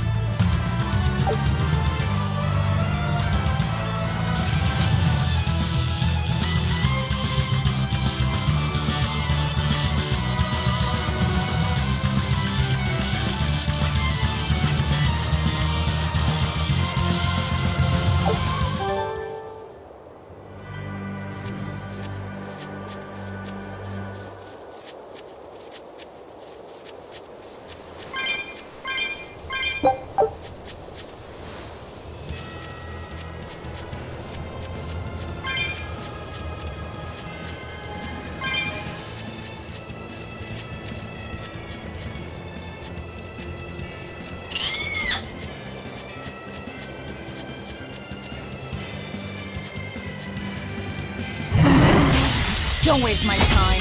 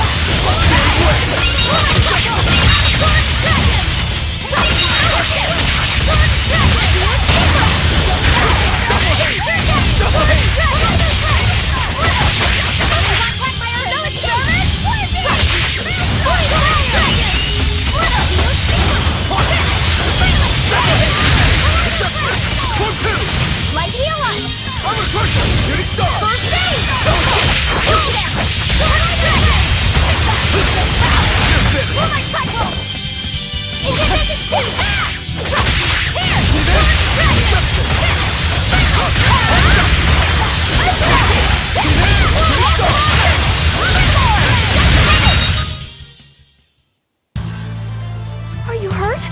Can you stand? Yeah.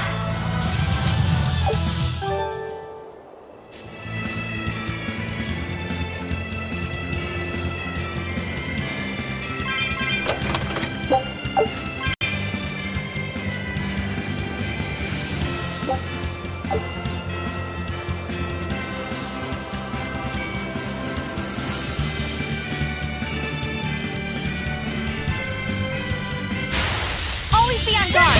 Pull them!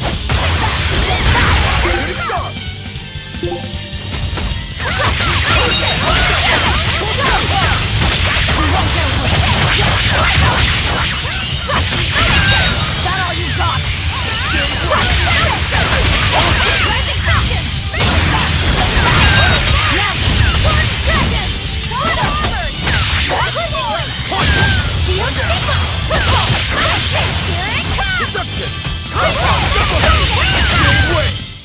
It appears that we're finished here.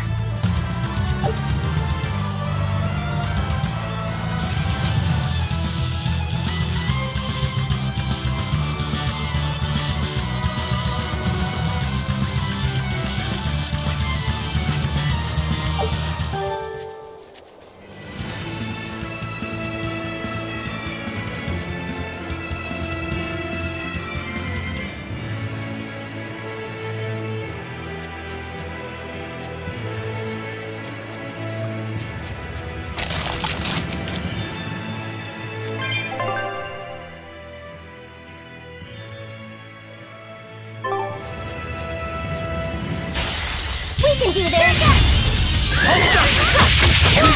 Very glad! But I'm this close, I won't miss! Form zero!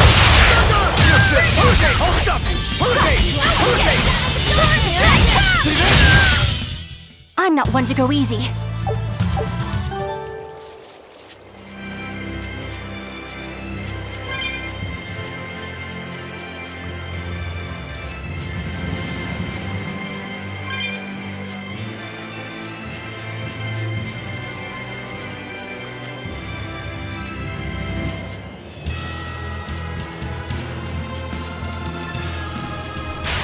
Here I come!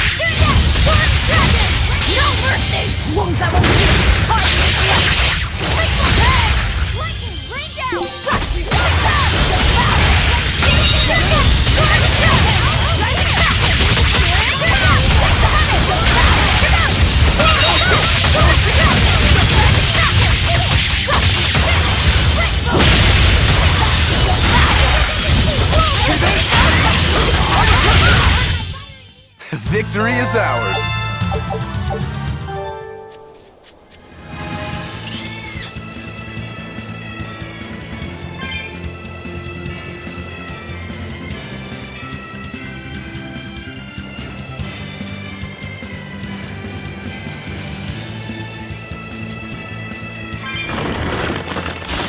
Don't get overconfident.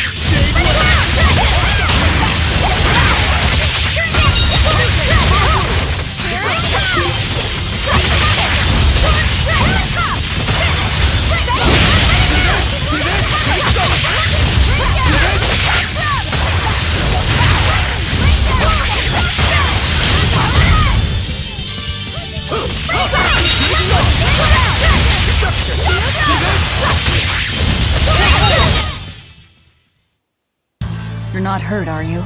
No, I'm fine.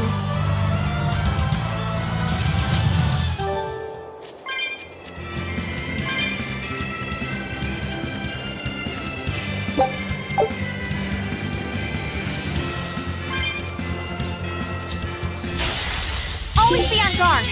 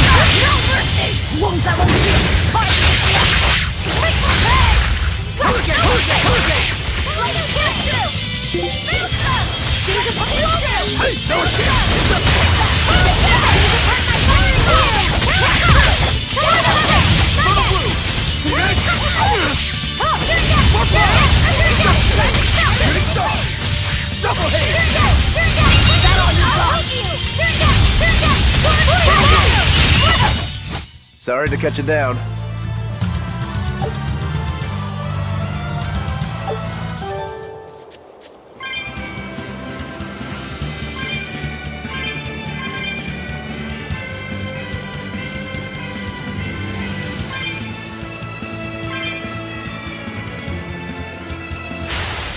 I challenge you.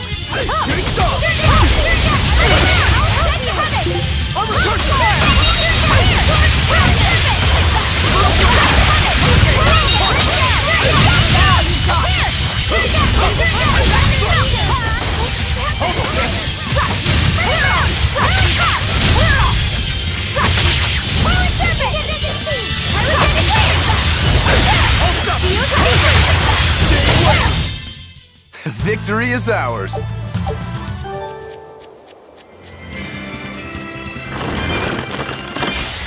I can fight too.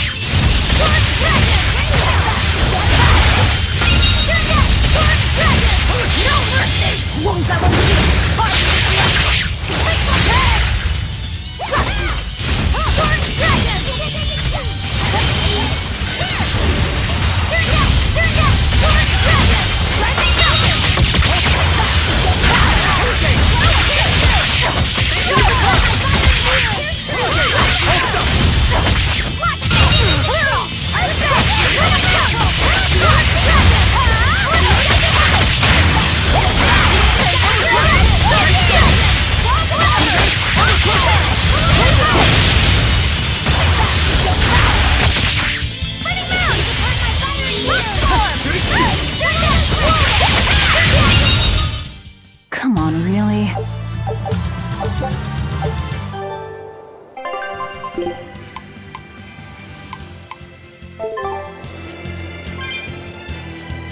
Yeah, I can really feel the Earth pulse now. It's up above. Guess we're in for some mountain climbing then.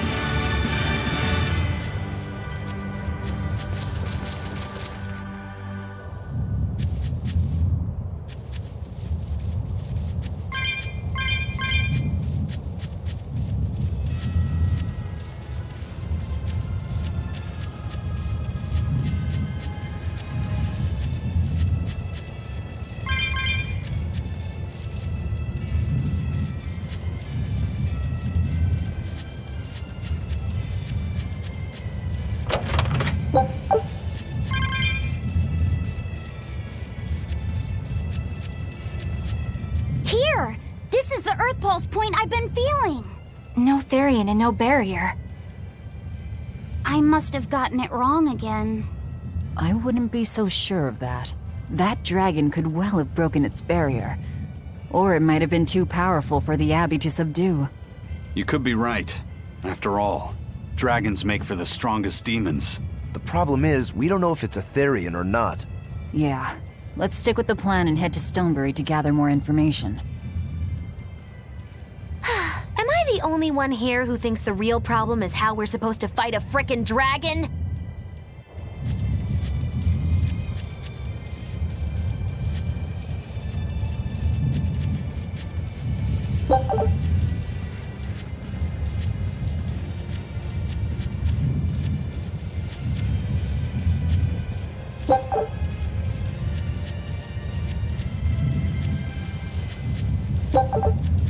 I can't wait to take a good look around.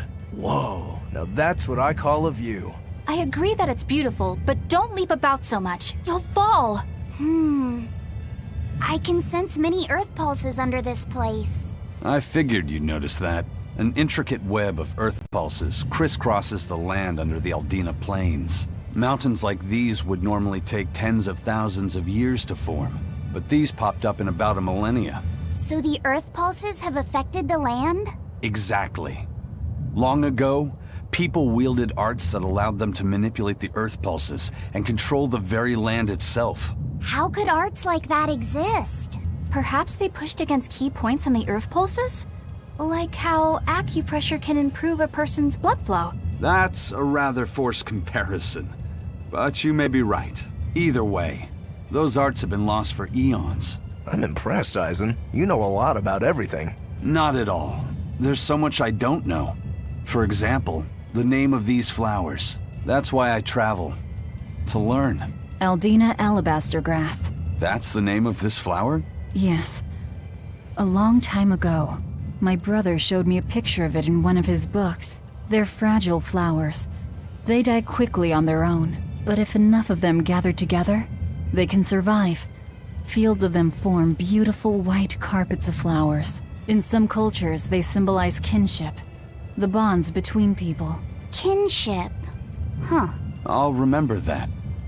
You and your brother taught me something new today. I'll never forget either.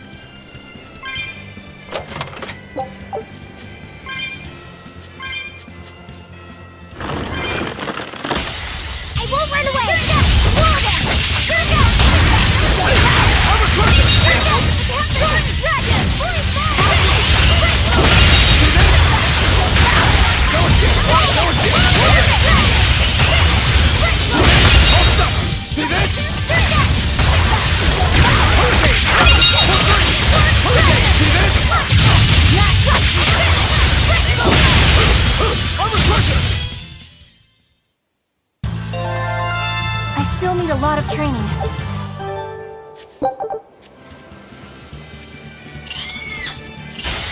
I'm ready for this.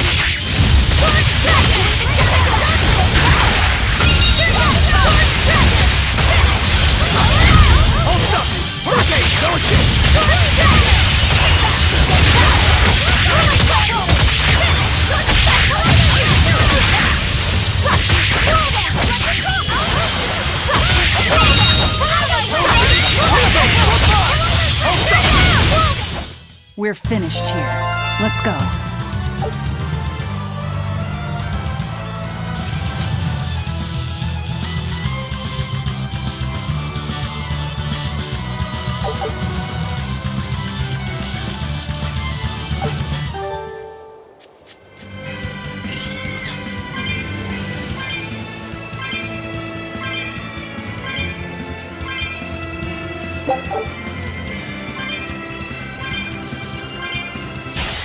Always ready to fight.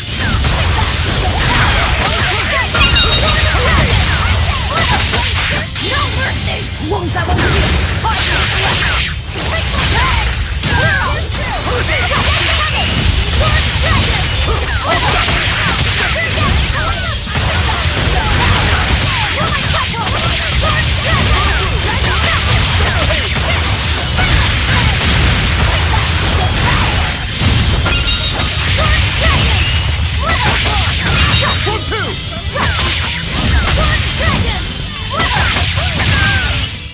Not even worth my time.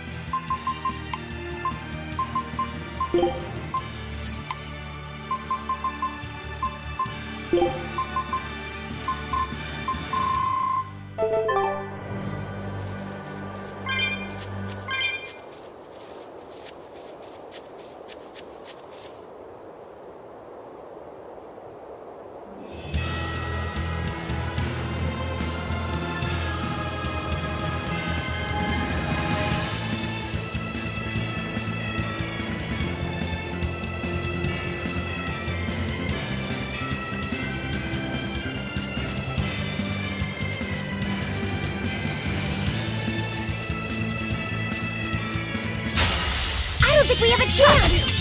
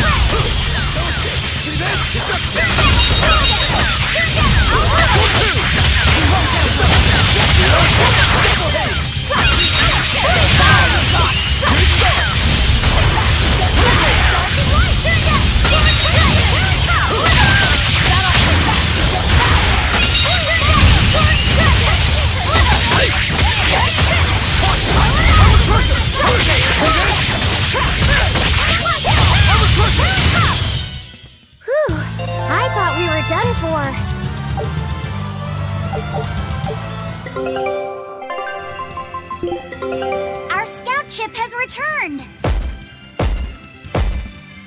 Well, well. Now here's a fine haul. Great! Let's do this one run get you style, guys! It worked! Huge success!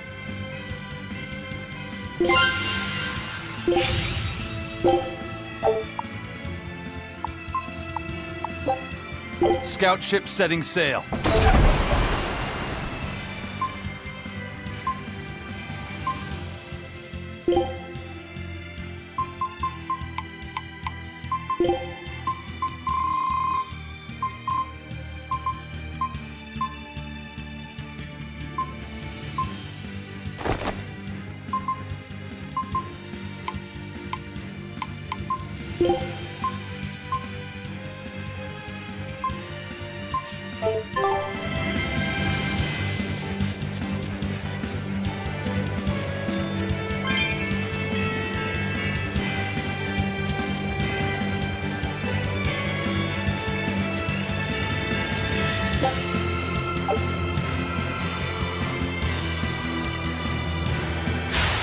I'm ready for this.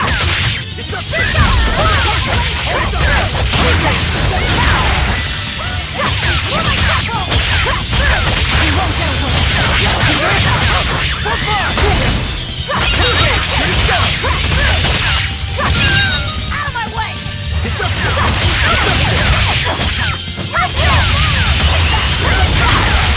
Here's true!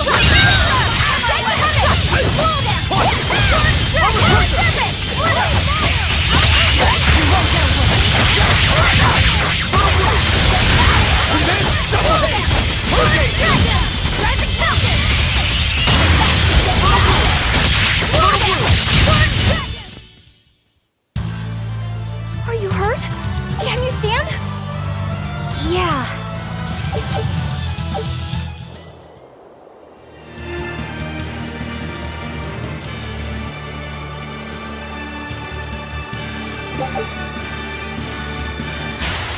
I won't run away!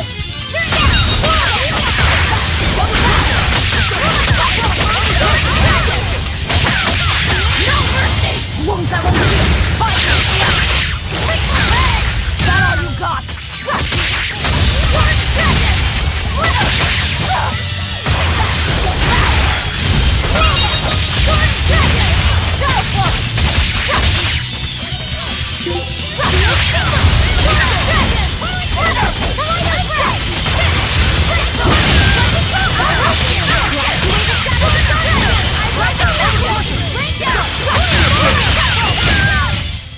Hey, is everyone all right?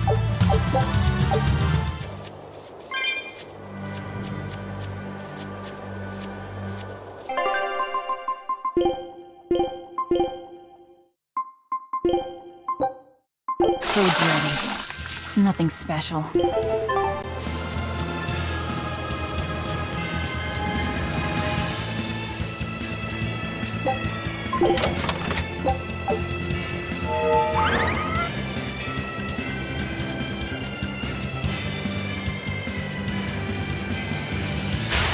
Always ready to fight!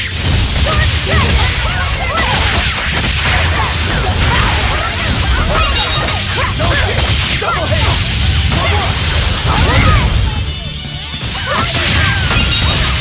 I'm a crusher! Core 4!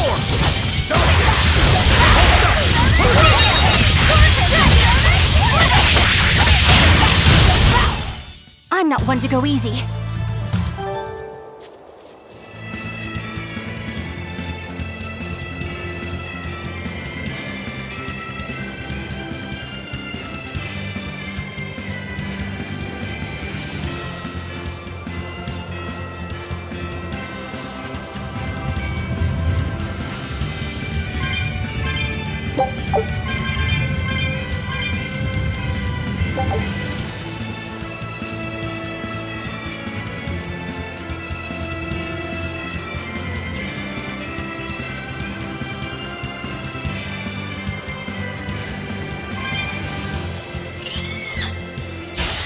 Don't get overcome.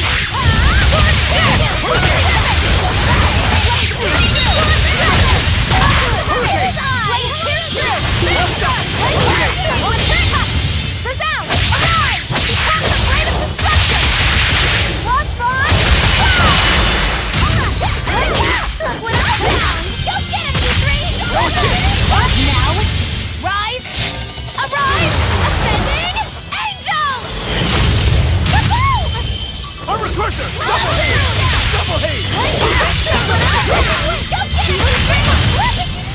We won, right? Right?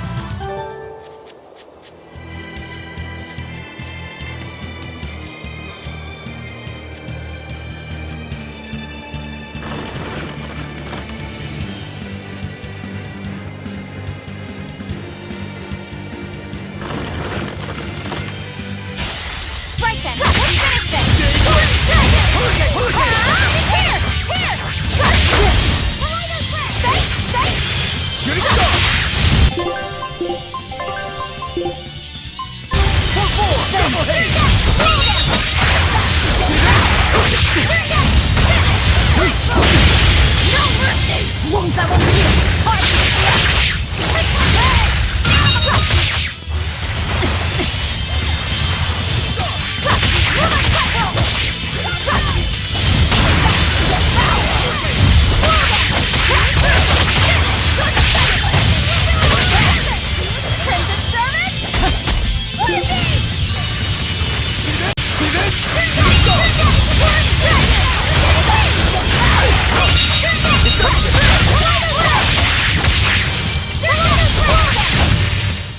Did you see that?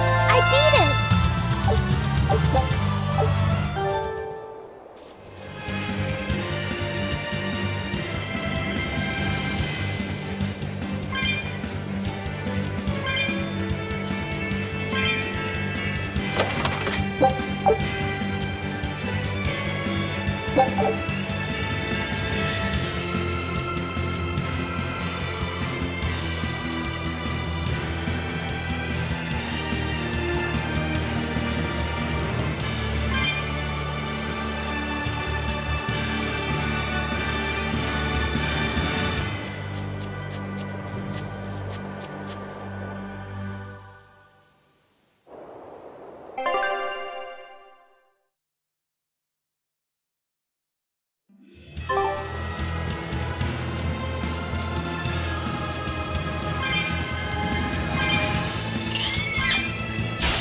I'll end this quickly.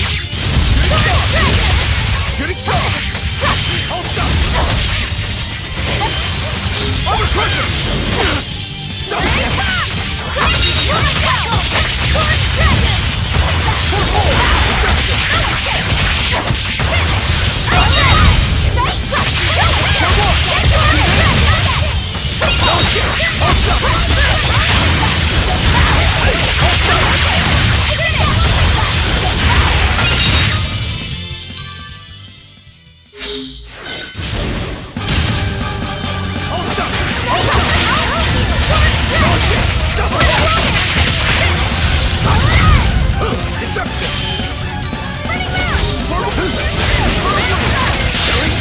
But I'm this close, I won't miss!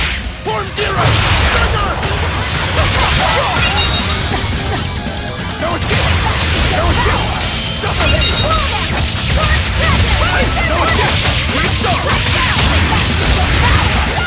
No escape! Hurricane! I'm getting away! I'm crushing!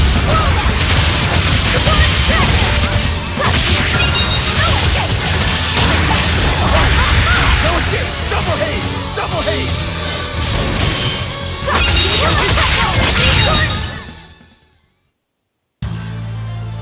I still need a lot of training. Is training hard? It's necessary, so no, I don't think so. Classic honor roll student.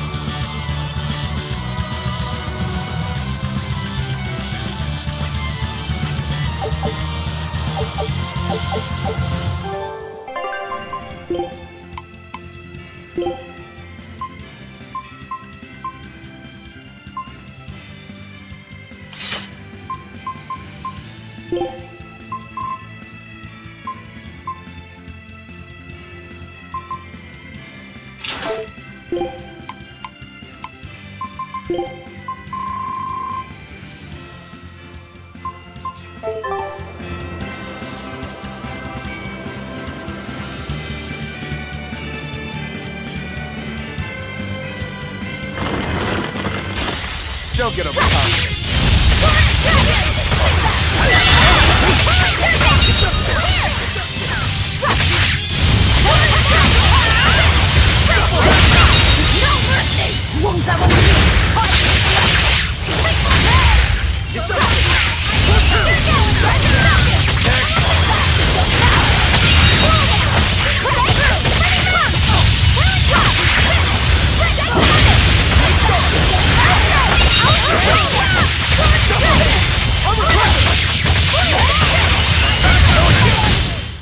Hey, is everyone all right?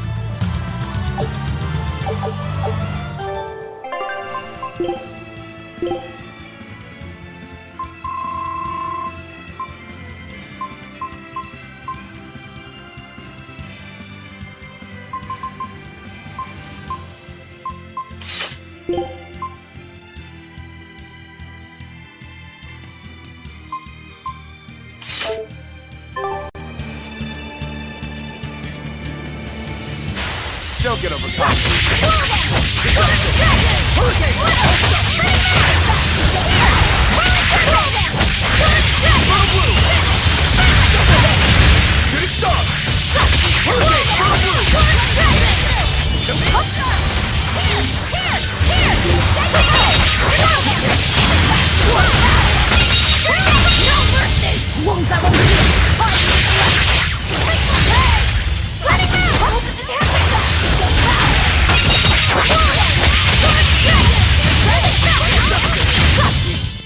I hope I did a good job.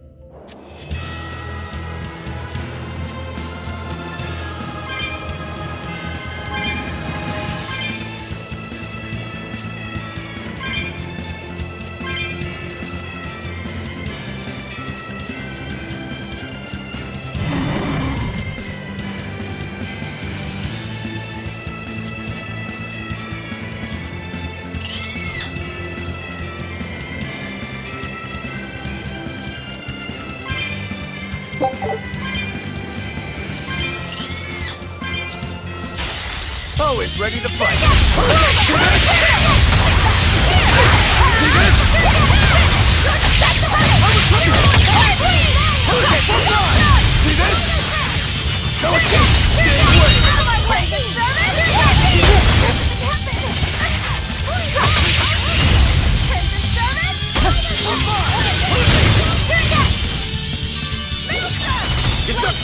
Double haze! No escape! Double haze! Hurricane! Fertile blue!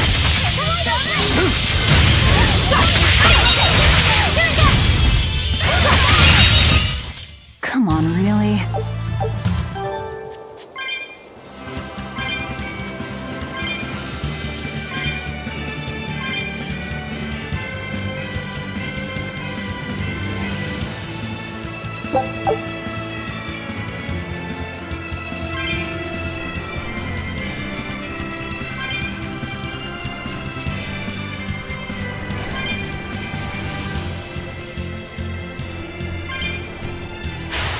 On to battle!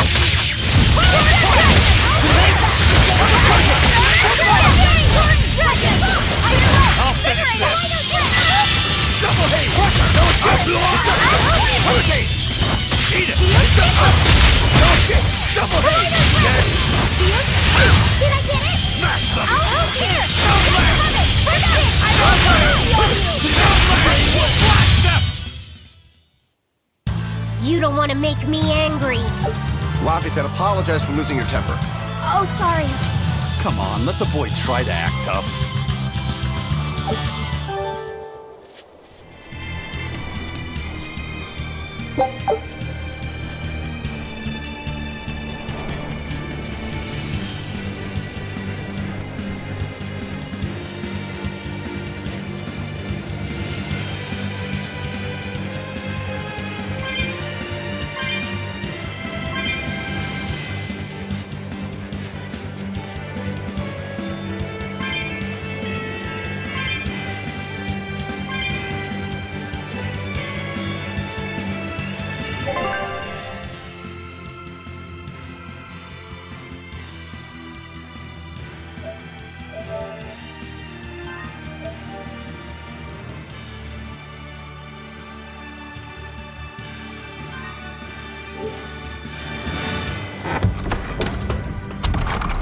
Alright, if I were a Bloodwing, where would I be? We'll start at the inn.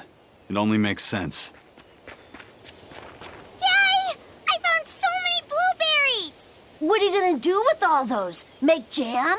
I'm going to feed them to my chickens. That way they'll lay eggs with purple yolks. What? You know that won't work, right? It sure will. The color of yolks change depending on what a hen eats. My grandma taught me that. Actually, we always feed our chickens corn. Is that why their yolks are yellow? What are you gonna do with purple eggs anyway? Tourists are coming from the capital again, right? I bet they've never seen purple eggs, so I figure I could sell them for a lot. Maybe I can even make our village famous! You've thought this out. But will they really sell? You know what they'd make, right? Purple fried eggs, purple omelets, purple egg fried rice. Hey, would you want to eat a purple omelet? Strange things sell, right? You don't have to be so mean just 'cause you can't think of a better idea. Oh, sorry. Here, let me help you. Fine. Go catch a whole barrel full of jewel beetles. If we feed them to my chickens, we'll get eggs with yolks like shining jewels. I really wouldn't want to be your chickens, but... okay. What a carefree village. But you know, this is what really makes humanity amazing to me. Attempting the impossible. Reaching for the stars, just as a matter of course. Aye. Though we may stumble countless times on our way, we can achieve anything we put our minds to. Attempting the impossible, huh? That's all well and good, but there are some lines that should never be crossed. Purple eggs. Ugh.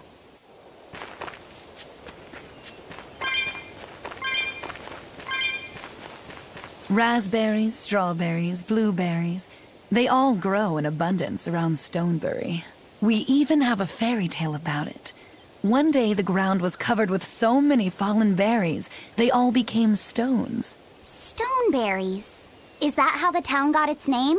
The spelling has changed some, but yes. Berries are an important part of this village. We harvest local berries to make jams, pastries, gels, and all sorts of sweets. Berry-flavored gels! I've never had one. We've exported our jam and fruit for a while now, but our raspberry gels are still being perfected. Aw, rats. Are the vegetables growing in that field special too? I don't think I've ever seen anything like them before. You've got sharp eyes. But that's right. They're a rare species of wild potato. They're red and they're called radish bells. We discovered them in the mountains nearby. Sadly, the potatoes are actually highly poisonous. Really? But they look so good. They do. But the skin and the sprouts are toxic. If you aren't careful when removing them, it's Poisonville for you. Deadly poison aside, they're sweet, fluffy, and go great with butter. And when they're fried nice and crispy, they're the best. So just skin them and sell them. What's the problem? Yes, we've thought of that, but the way they are now, you have to peel off quite a bit before you get to the edible part. Peel one as big as your fist, and all you get for your trouble is a bit of meat the size of an egg yolk. That's why we're selectively breeding them. One day, they'll have only a thin layer of poisonous skin. Why not breed them to get rid of the poison altogether? With no poison, bugs will eat them. and they'll be more vulnerable to cold and heat. With potatoes, as with people, getting rid of everything harmful isn't always for the best.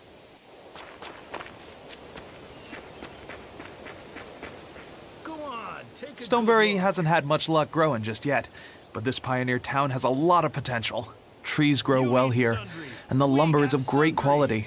Oh, we're also close to the quarries, so stone isn't a problem. As long as the demons are contained, this country will rebuild.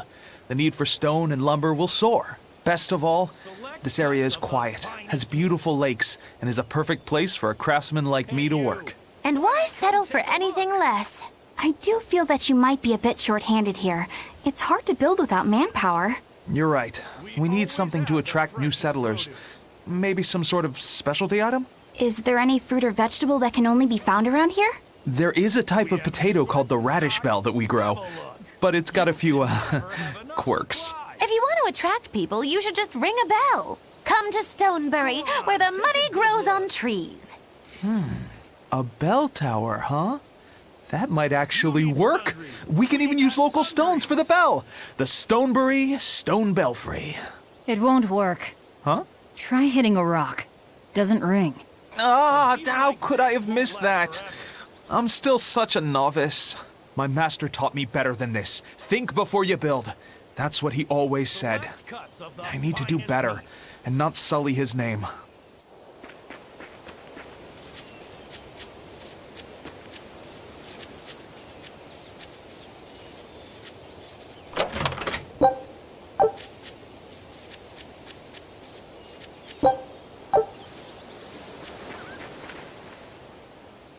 I was on my way home from a trip to Logres, crossing the Aldina Plains, when I saw it. Rain was pouring as if from buckets, and the wind was so strong I could hardly stay on my feet. From the vast darkness of the sky, a monster of tremendous size descended, like the essence of the storm itself. A huge flying demon? At that moment, a group of exorcists leapt out from their hiding spots and began to battle the demon beast. But it met their swords with its fearsome horns, and a swipe of its tail threw the noble exorcist's back. Horns? And a tail? Where did the demon go? I couldn't tell you. I was so frightened, I ran away and never looked back. I hope the Abbey can get rid of it, but the beast took out 3 exorcists with a single blow. Come to think of it, another person was there too. He faced the demon and told it to stop. Zavid. If you're going to the Aldina Plains, you'd better be careful. Go on, take a good look.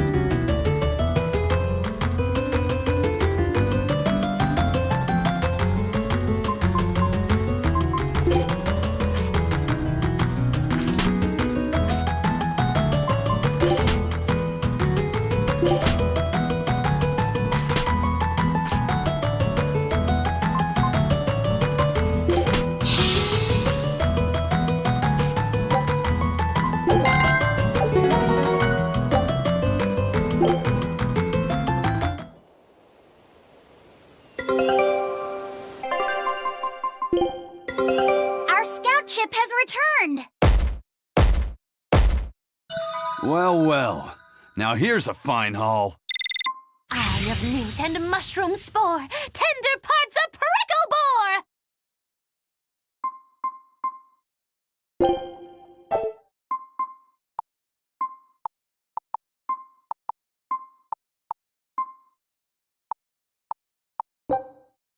Scout ship setting sail.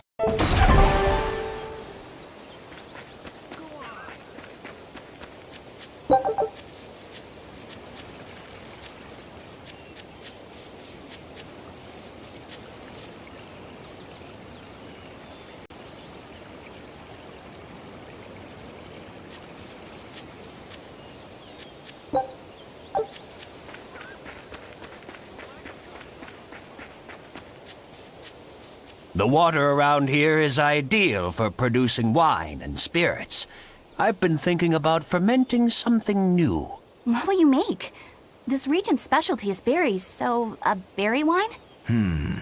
But the chilly air and level of humidity here should be just right for making an amber draft, don't you think? Considering the geography around here, the water must contain a high mineral content. If you use it to make a rice wine, the taste will be unique. I've considered all those options, but I must create something that can surpass my greatest rival, Sleeping Princess. But that's nearly impossible to make.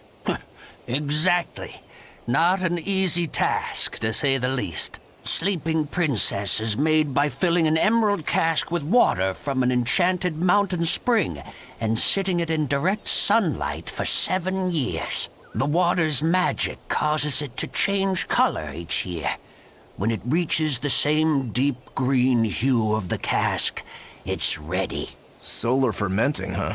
It won't be easy to surpass a marvel of the winemaking world like Sleeping Princess. True, but I've finally found it.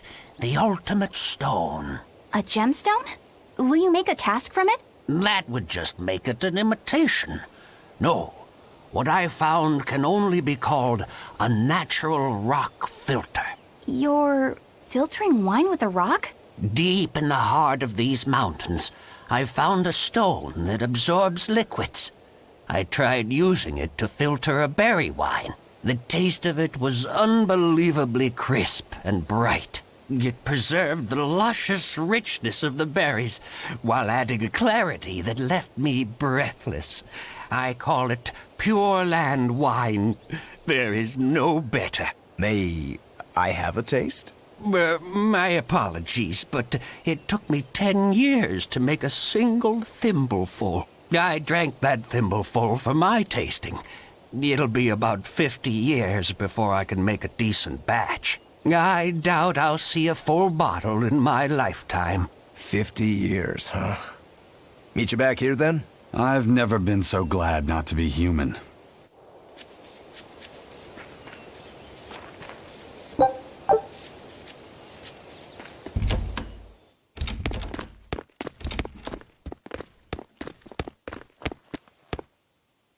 Savid. Well, hello, sailor.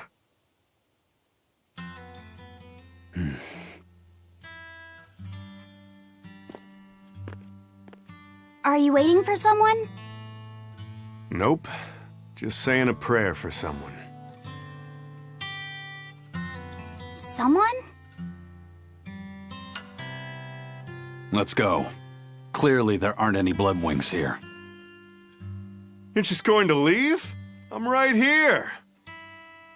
Everybody has times they need to be alone.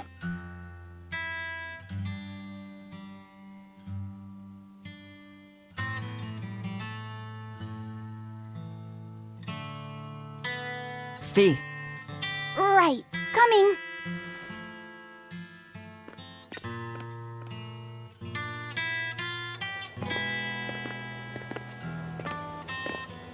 What do you think he was praying about?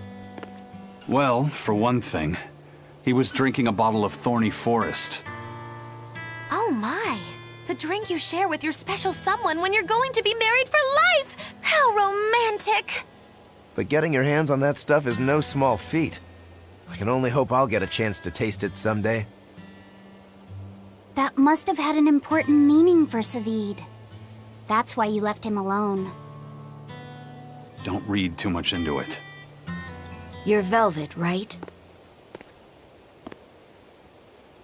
Huh, you must be the one who's seen the demon we're after. We saw a big snake-looking dragon fly over on the way here. Is that what you saw too? Yes, that's the one. It nests at the top of the mountain in Aldina Plains. We went to look ourselves. No dragon.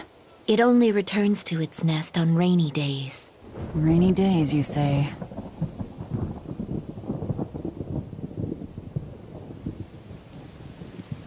Oh, just look at what you went and made the weather gods do! This doesn't bode well. Not at all! Thanks. We'll give it another shot.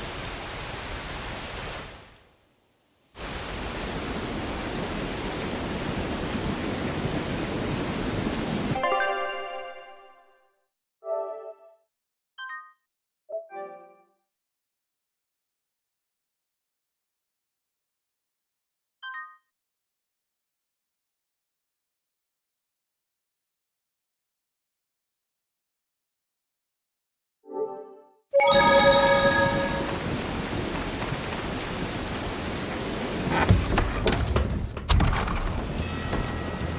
there. Our meeting like this must be Providence, meow.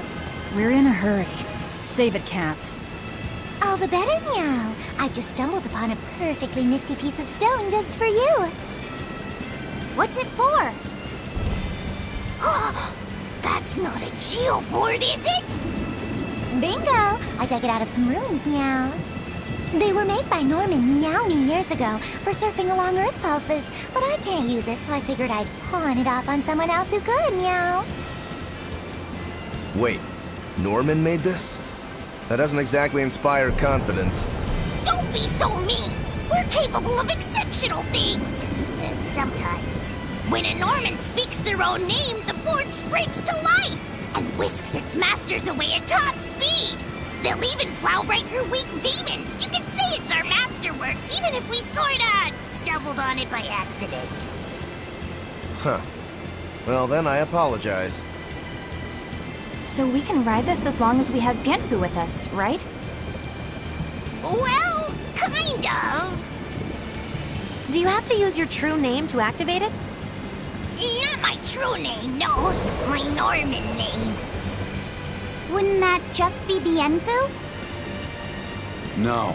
Norman have a separate name that goes something like Norman so-and-so. It's almost more a title than a name. Often the name has something to do with what they're good at. Something like attack, or chain, or aqua. Right. You could say names like Bienfu and Grimoire are more like stage names. I actually don't know Bienfu's Norman name, but I can't wait to find out. What is your name, Bienfu? Come on, out with it. We're in a hurry. Norman Brave. Whoa, look at that! Wait, Bienfu. Your Norman name is Brave? That is so deliciously absurd! Why do you think I've never told you before, Bien? At least the board works, meow. And if we get on this board, it'll move us around? Well, about that. The board propels itself by pushing against Earth pulse flows. To do that, the board needs information on the flows, but this one here's a completely blank slate, meow. First, you need to find the geotrees in each area. They serve as a conduit between the surface land and the Earth pulses, meow. Once you've actually located a geotree, you can record that area's Earth pulse data into your geoboard, meow. Got it. This area's geotree is right over there, meow. All right then. So long as we find more geotrees, we'll be able to use the geoboard to travel much more quickly.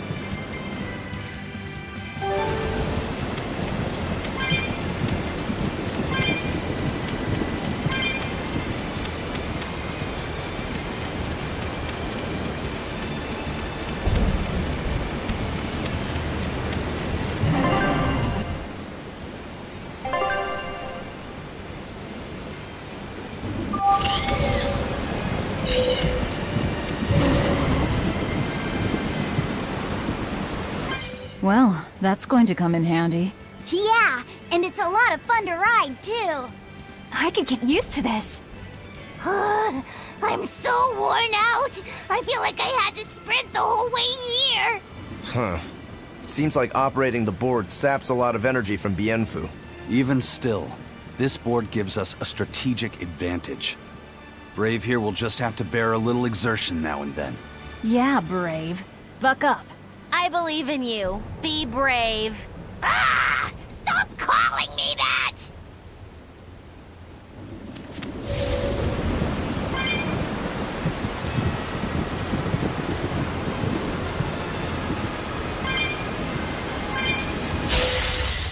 Let's get started!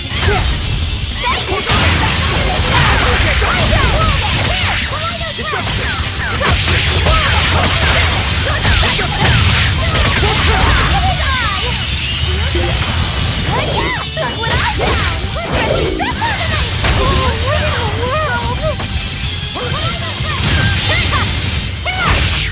Spyro?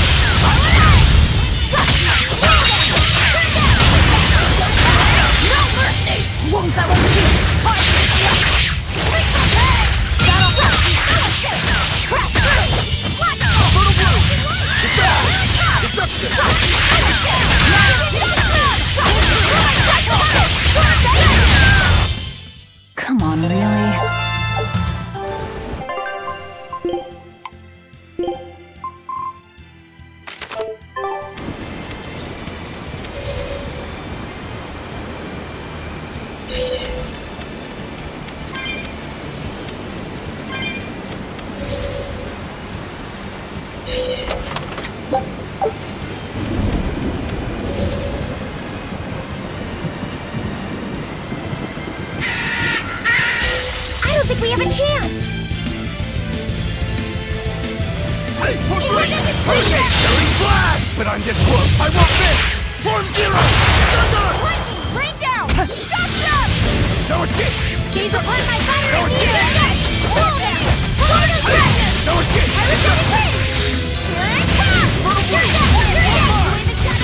No escape! Lightning Lance! Let's just go! Here! See this? Shooting star!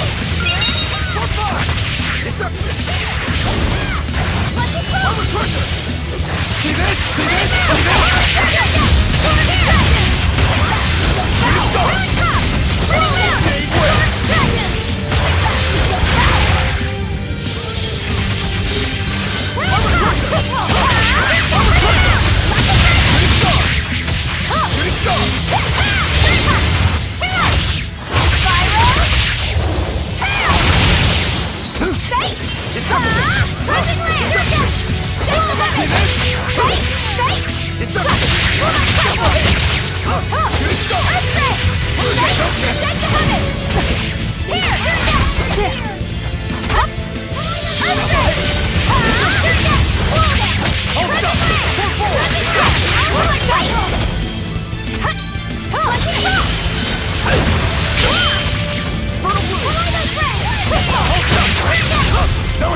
Bring it down! Dragon!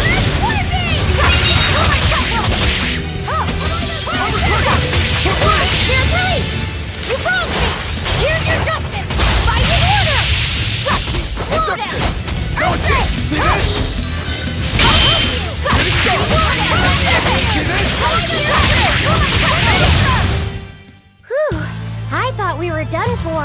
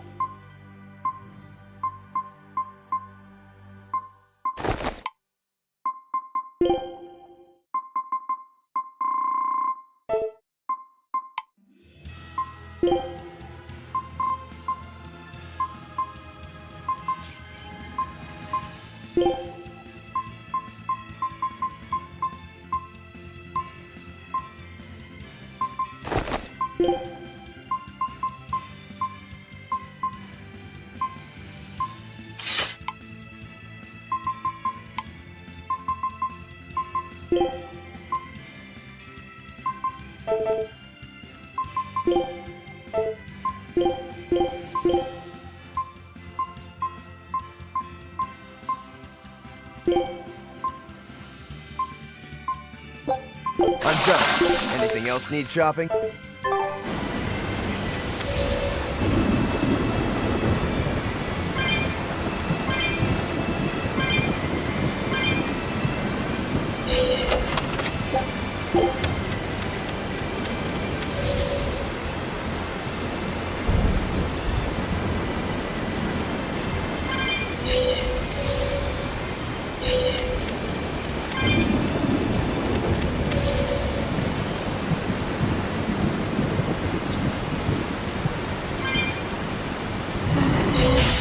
I'm ready for this!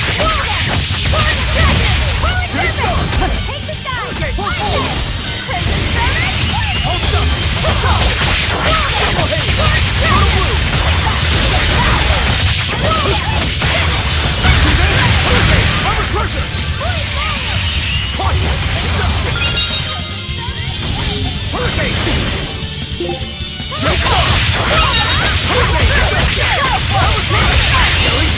But I'm this close, I won't miss!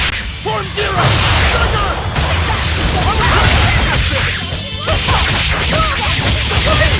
No escape!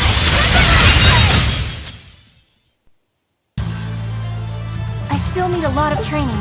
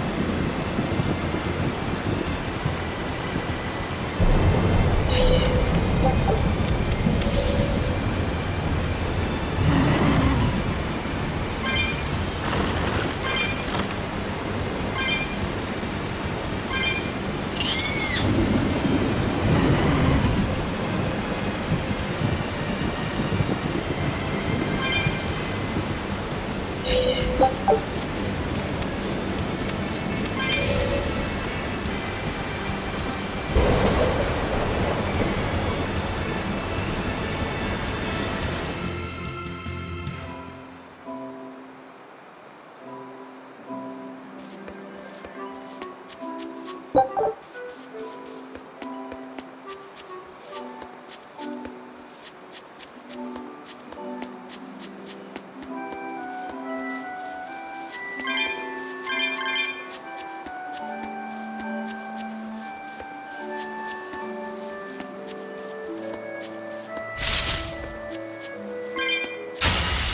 foe worth killing.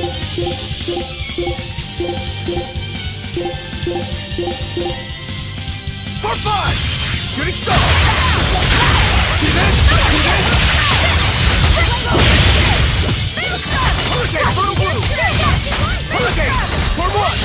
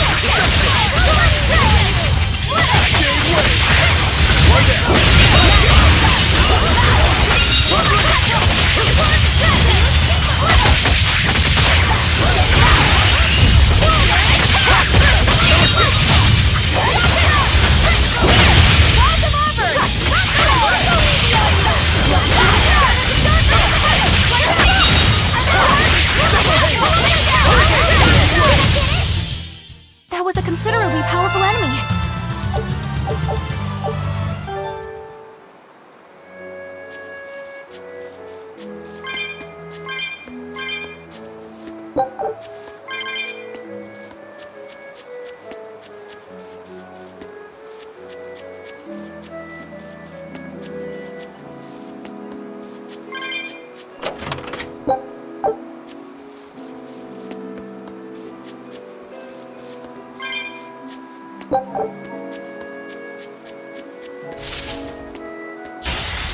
I'm ready for this.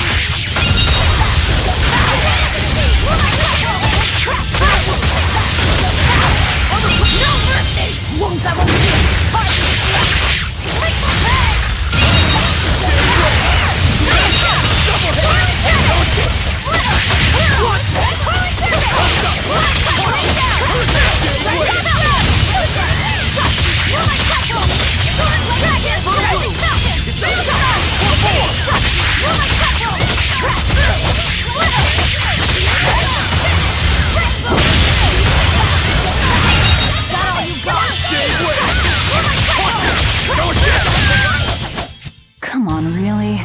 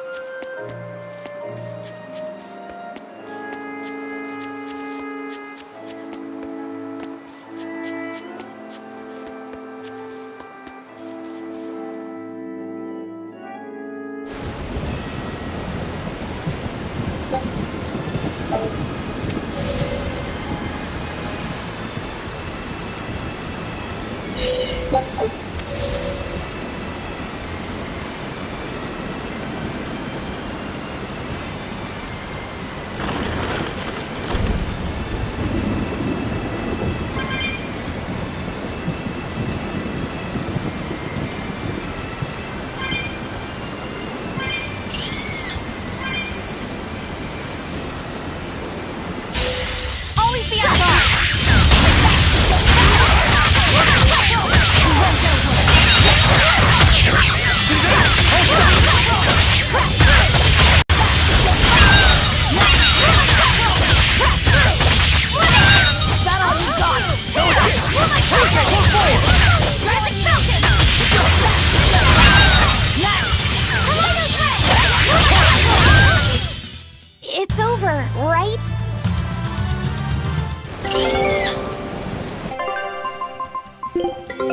Take a look at this. Well, well. Now here's a fine haul. Scout ship departing.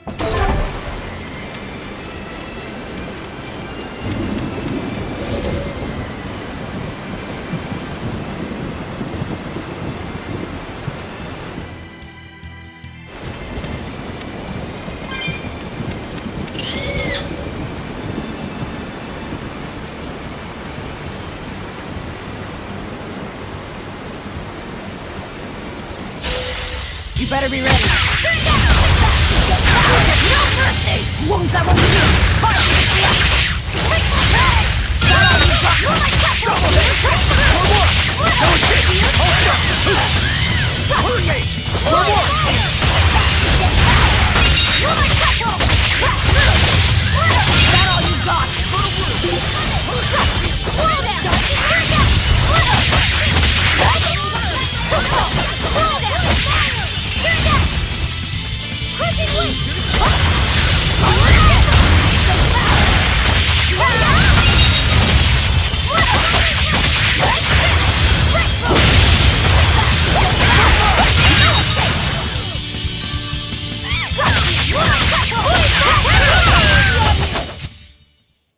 Not bad. You too.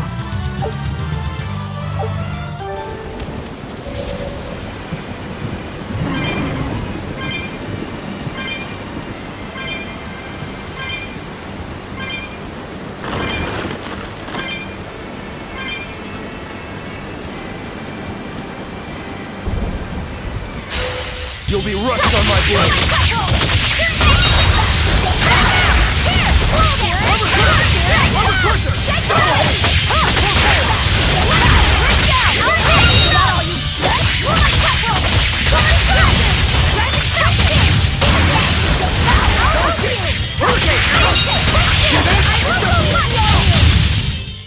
I'll cut down anyone in my way!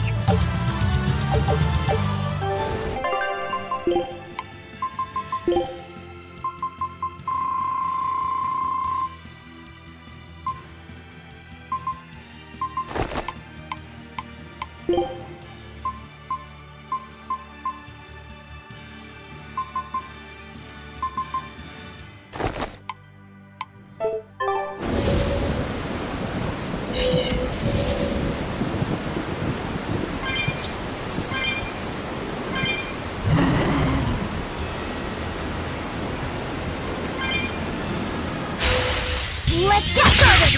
Crash through!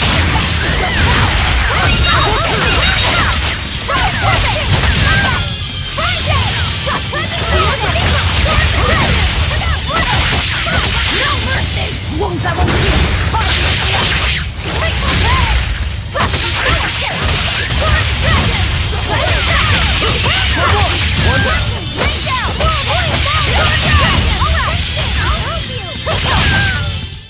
Not even worth my time.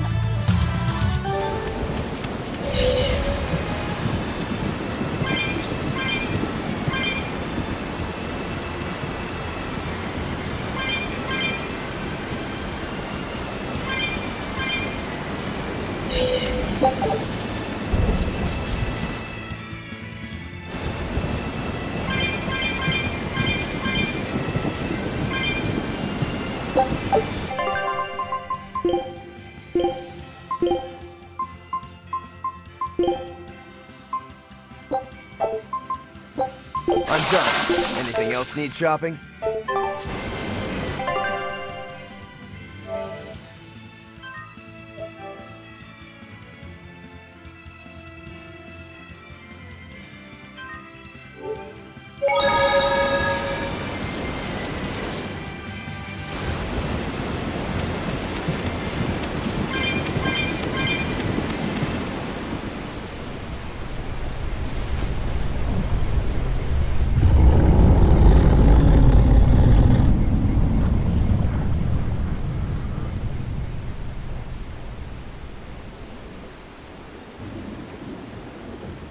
It looks so deadly. And just check out how much malevolence it's putting out. Which means it's not Etherian. Let's retreat. We've got no reason to pick a fight with something we can't handle. I do. Oh, you're up for it? What? What are you doing? She's right. Fighting this creature is a good way to end up dead. Oh, sorry.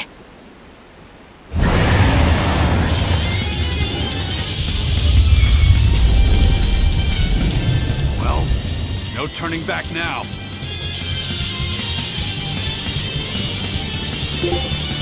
Damn it, this wasn't part of the plan! Yeah, but training like this doesn't come around every day. Be on your guard. Spirit Police! You wrong me! Here's your justice! Fight in order! Turtle Blue! Oh, here it comes!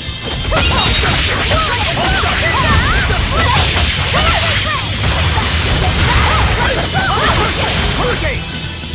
He's a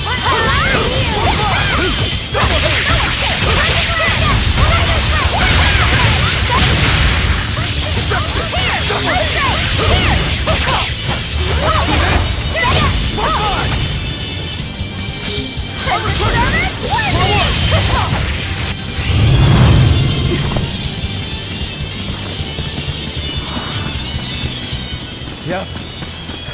This one definitely puts up a better fight than your average demon. Is there any hope of actually defeating this thing? I'll do whatever it takes. That's my way.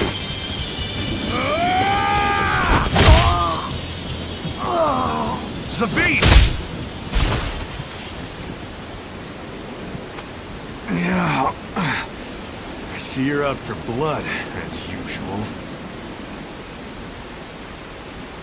You knew, didn't you, Eisen?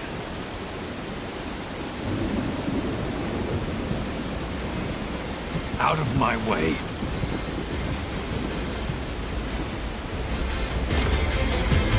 What? Are you protecting the dragon? She's not a dragon! Huh? Back off, or I'll make you back off.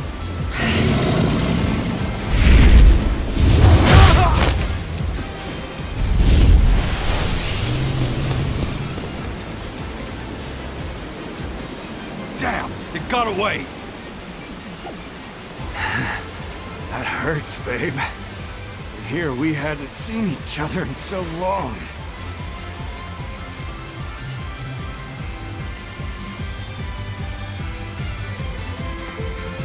Hold it. Is that dragon someone you knew? I told you, she's not a dragon.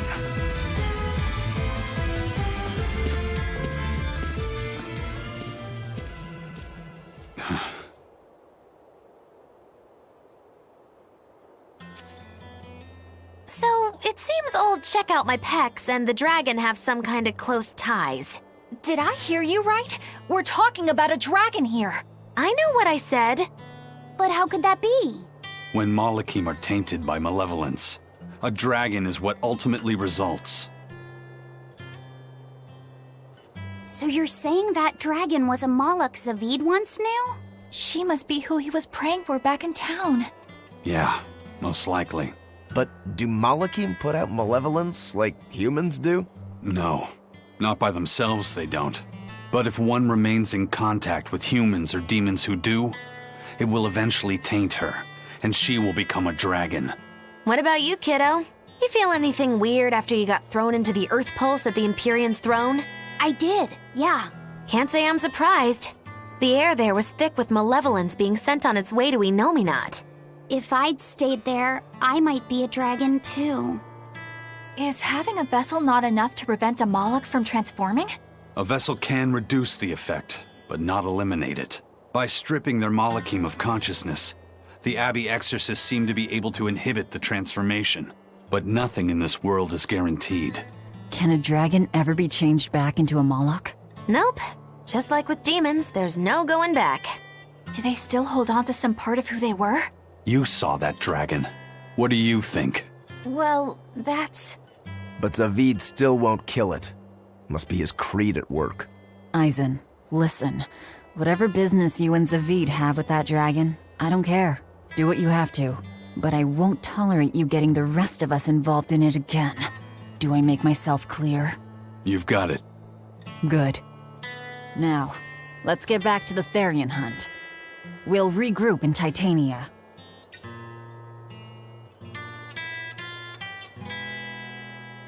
If what Eisen said is true, then could I wind up as a dragon someday? Or Eisen too? I don't know.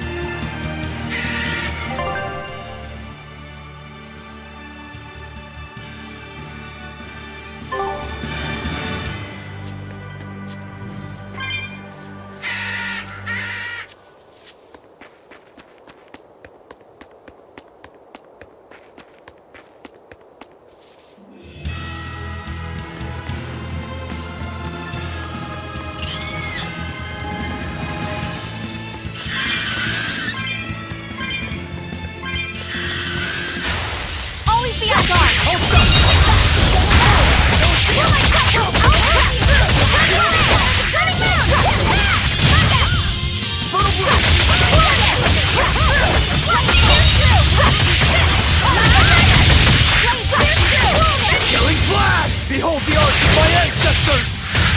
Zangief style! Aaron!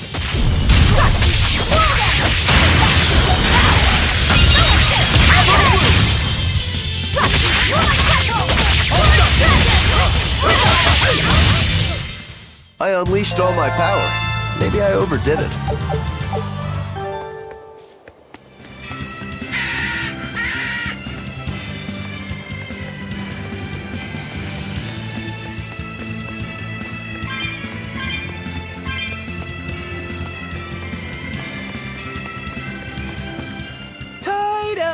Turtles, keeping tight circles. Oh, perfect timing, Eisen. I's got a letter for yous. A letter? Did you get a reply to that letter you sent? What's it say? What's it say? I know everything that you've done. Repent for your horrendous deeds, you monster. What did you do, Eisen? No idea. There's no sender written on here either. Who would write something so awful? Who cares? If I gave a damn about other people's feelings, I wouldn't be a pirate. I suppose that's true. Forget about it. What's the status of the other stuff? The Palmier made it just fine. But we've run into some troubles finding the Nordals. My deepest apologies. What are Nordals? Nordals used to be given out by Empyrean temples. If you collect a set of 4, you find happiness. Oh, so they said. Nowadays, there's only 4 left. Red, blue, green, and black. Even worse, nobody hardly knows nothing about them. Dolls of the Empyreans. Do you think they're like that one we saw of Aminoch in that shop in Isolt? Kind of. But these are less gloomy looking and more, how can I describe it? Something like a quiet radiance? A quiet radiance. That's perfect! I think I get it. I'd never have pegged you as a collector of religious claptrap, Eisen. Think they'll help keep the Reaper away? Probably not. But in the off chance they actually work, they'll keep her safe. Her. Hey, that letter Eisen sent off earlier was addressed to a woman, wasn't it? Our little Luffy set is growing up. No, I wasn't implying she was his girlfriend. Her writing just seemed more mature, and...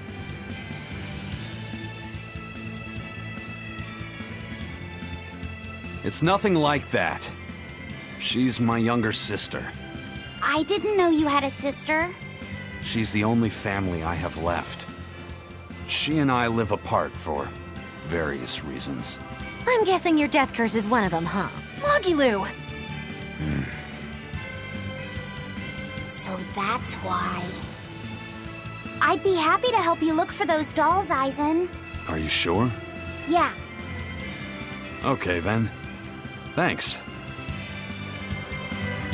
I saw Benwick and the other crew members get into a serious fight over whether cats or dogs were better. I don't get what the big deal is. I can't believe you could say such a thing! No conflict is more perilous than the one that has dogged mankind since the dawn of civilization! In the shadow of every war are the battles of dog lovers and cat lovers. Between each side lies a divide, maybe not all that deep, but unbridgeable all the same. I'd say we're lucky that the squabble you saw didn't escalate into anything more serious. I had no idea it was such a big deal. So what side do all of you fall on? I am, without a doubt, a cat person. Cats and witches have a long history together. Personally, I prefer dogs because they can cohabit with humans while following rules. But I like cats too, because they're cute. What about you, Rokuro? Shigure likes cats, so I don't. But I like dogs even less. Always wagging their tails for their masters. I feel the same way. Dogs will trade anything for food. Learning tricks, wagging their tails, getting friendly, and in time, even forgetting to howl. I think that's too cynical. Dogs make efforts to please humans so that we can live together. They're friendly and compassionate creatures. Then does that make you a cat person, Eisen? Actually, I like squirrels best. When I lived with my sister, the nearby forest had lots of nice, fluffy squirrels that would let me pet them. This isn't about squirrels. It's about cats and dogs. You have to pick a side. If I had to choose, yeah, it'd be cats. There's something lovable about the way they act, especially when you spoil them. Reminds me a lot of my sister. What about you, Velvet? Cats or dogs? Dogs. They don't betray you. You always have to be so serious, don't you? So Velvet and Eleanor like dogs, while Magilou and Eisen prefer cats. And Rokuro doesn't care for either one. That makes you our tiebreaker, kiddo. The fate of this showdown is in your hands. It is? Now that you're no longer the Abbey's dog, perhaps you're thinking of being one for Velvet's column? What has that got to do with anything? We're just talking about which animal we like. If you're getting so angry over this, he's going to have no choice but to pick dogs. I just told you. No more fighting! This is clearly getting out of hand, so why don't you all agree that you're Bienfu people and make up already? And what makes you special enough to have Bienfu people? Because I can be loyal like a dog, but also do my own thing like a cat. If you pick me, everybody wins. I don't think it works that way.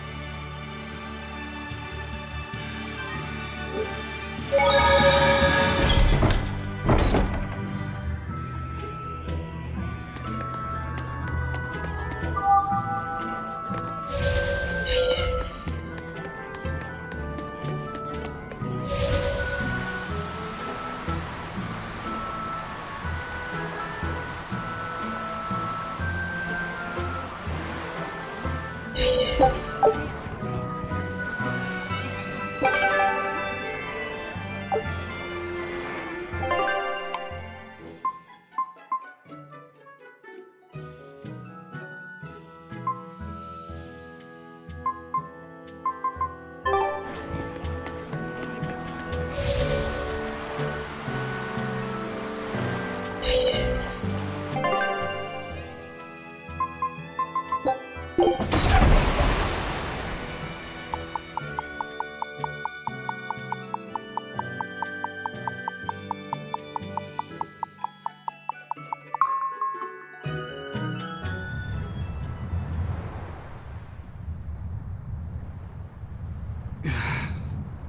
guess a dragon was a bit much to take on, even for the Reaper. You should get some rest. We all should. I'll just get the crew started on readying the ship for our next departure. All right, you go do that. Laphicet, you should get some rest too. I'm fine. It's more important that I focus on finding an actual Therian this time. I'm going to take another try at sensing the Earth Pulse points.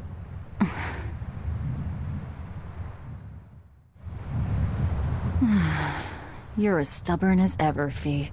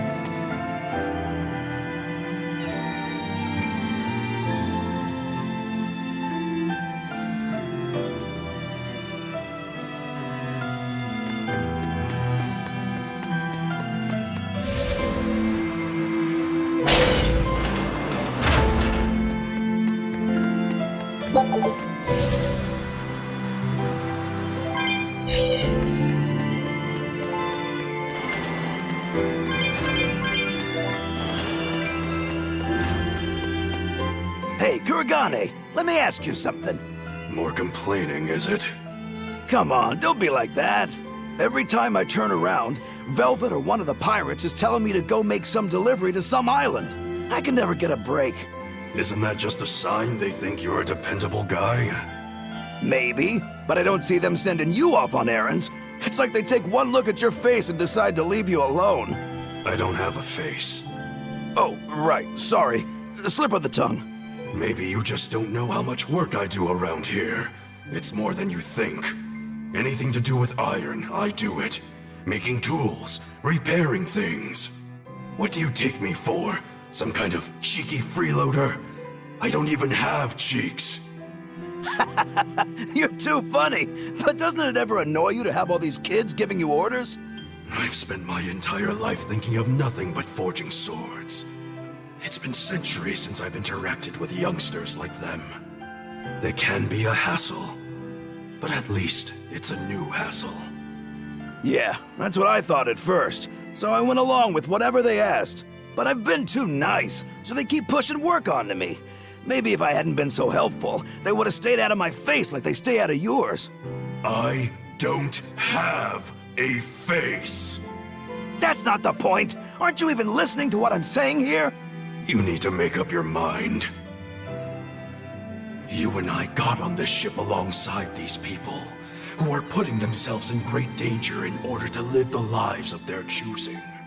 If you don't like it, then go on and get off this ship with your tail between your legs. Yeah, except I don't have a tail right now.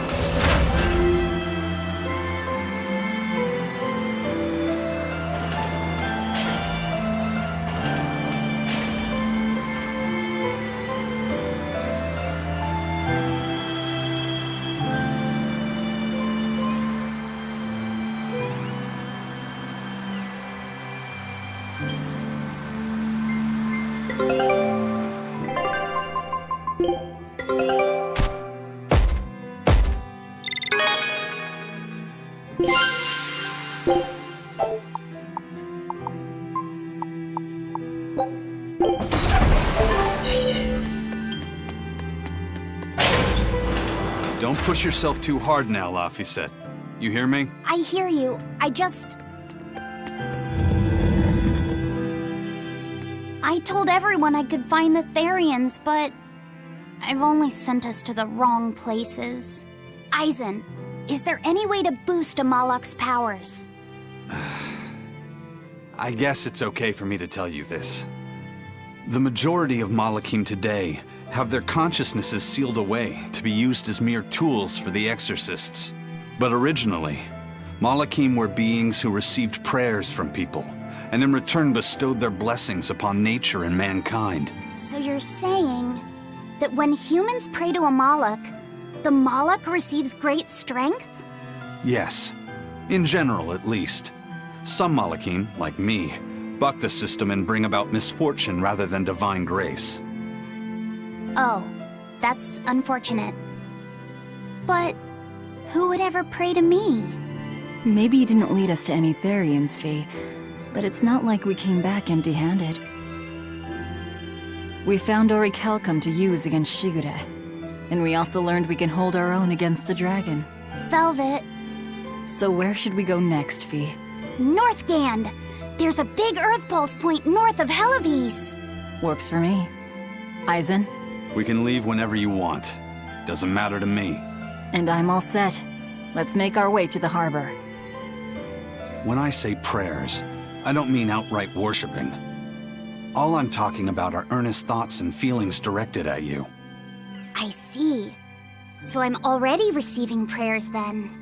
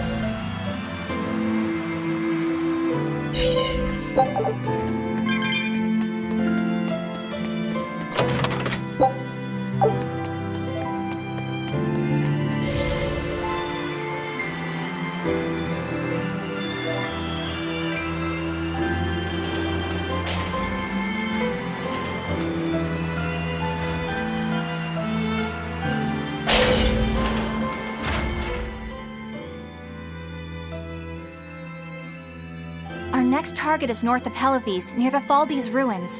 In light of everything we know, I'd say it's highly likely we'll find a Therian there. Let's hope. Then we should make our first stop, Port Helives. With the mischief we got into last time, getting into the city might prove difficult. Benwick, how are things in Helives right now?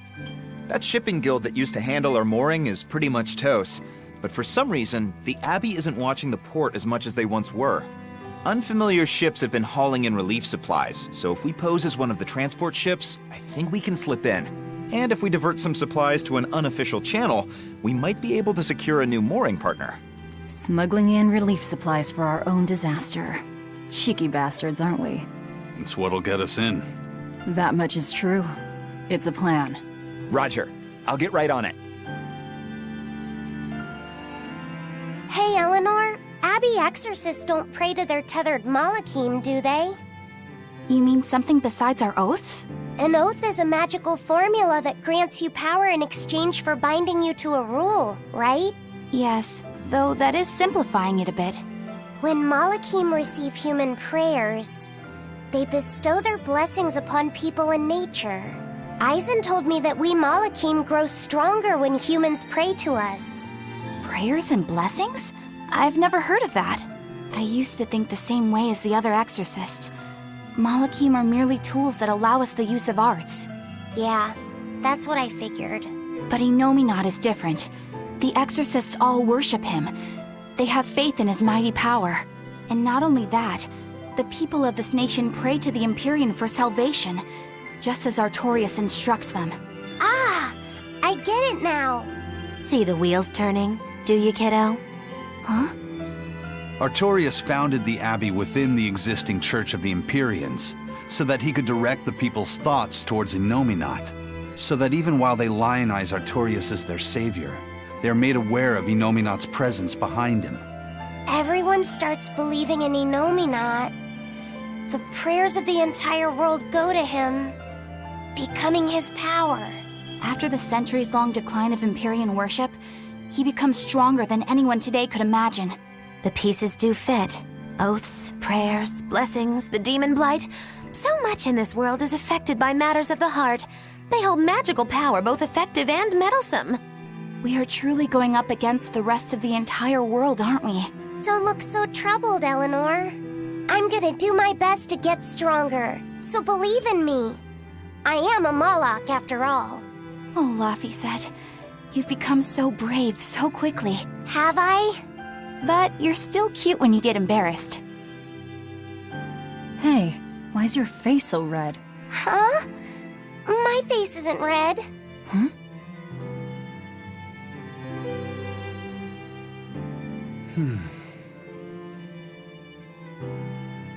Hey, Eisen. What's it feel like to get a letter? I don't feel anything, nor do I want or need to. There's no joy in receiving these things. Huh? Why not? Don't be so shocked. Look, it's just an invoice from the turtles. What's the big deal anyway? Do you wish you get letters too? Yeah. But I don't have anyone to send letters to. Let alone anyone who would send me any. Laphicet, I've got a letter for you. What? Really? Who could it be from? The sender is... Bienfu? Yup. You got a letter from yours truly. I figured you'd be wanting someone to send you a letter right about now, so I wrote one up for you. What do you think? You're happy, right? Oh, yeah. Thanks, Bienfu. I'll even read it for you. Dear Malak Laphicet, I hope that this letter finds you in good health and high spirits. Thankfully, I'm doing well myself, with no major changes to report. Bienfu's taking all this so seriously. It's so rare to actually see him like this. As you're aware, I've been spending my days ironing Magilu's outfits, sewing her buttons, and washing her hat and tremendously long socks. Recently, however, I made the mistake of remarking to her that she might not have been quite as slender as she once was in her younger years. She hung me upside down from the roof in the middle of the cold. I nearly became a frozen Normansicle. It was so horrible that I couldn't stop my tears from flowing down my little cheeks. Bien! There's the Bienfu we know and love. But all you wrote about in that letter was yourself. And you even read it out loud yourself. That's okay. Thanks, Bienfu. It feels nice to get a letter. That's so kind of you to say. I think I might cry again. Bien!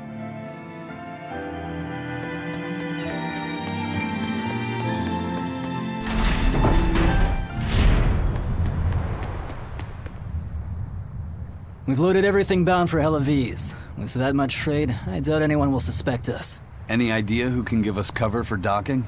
Not anyone in particular, but recently the power and influence of the Helaviz Fishermen's Guild has caught my eye. The Fishermen's Guild, huh? Let's bring them some extra relief supplies. Fuel, drink. And as for the drink... 12-year-old amber draft. The sailors of Helaviz have an eye for the stuff. You heard that from Dial, I take it. He's got a sharp eye. He took a bottle in payments, but I say we turn a blind eye to it. We thought we were the best at this kind of thing, but having him around has been a real eye-opener. Okay, but tell him if he takes a second, he'll pay for it. Eye for an eye. Aye, aye. I'll keep an eye on him so that he doesn't sneak off with another bottle.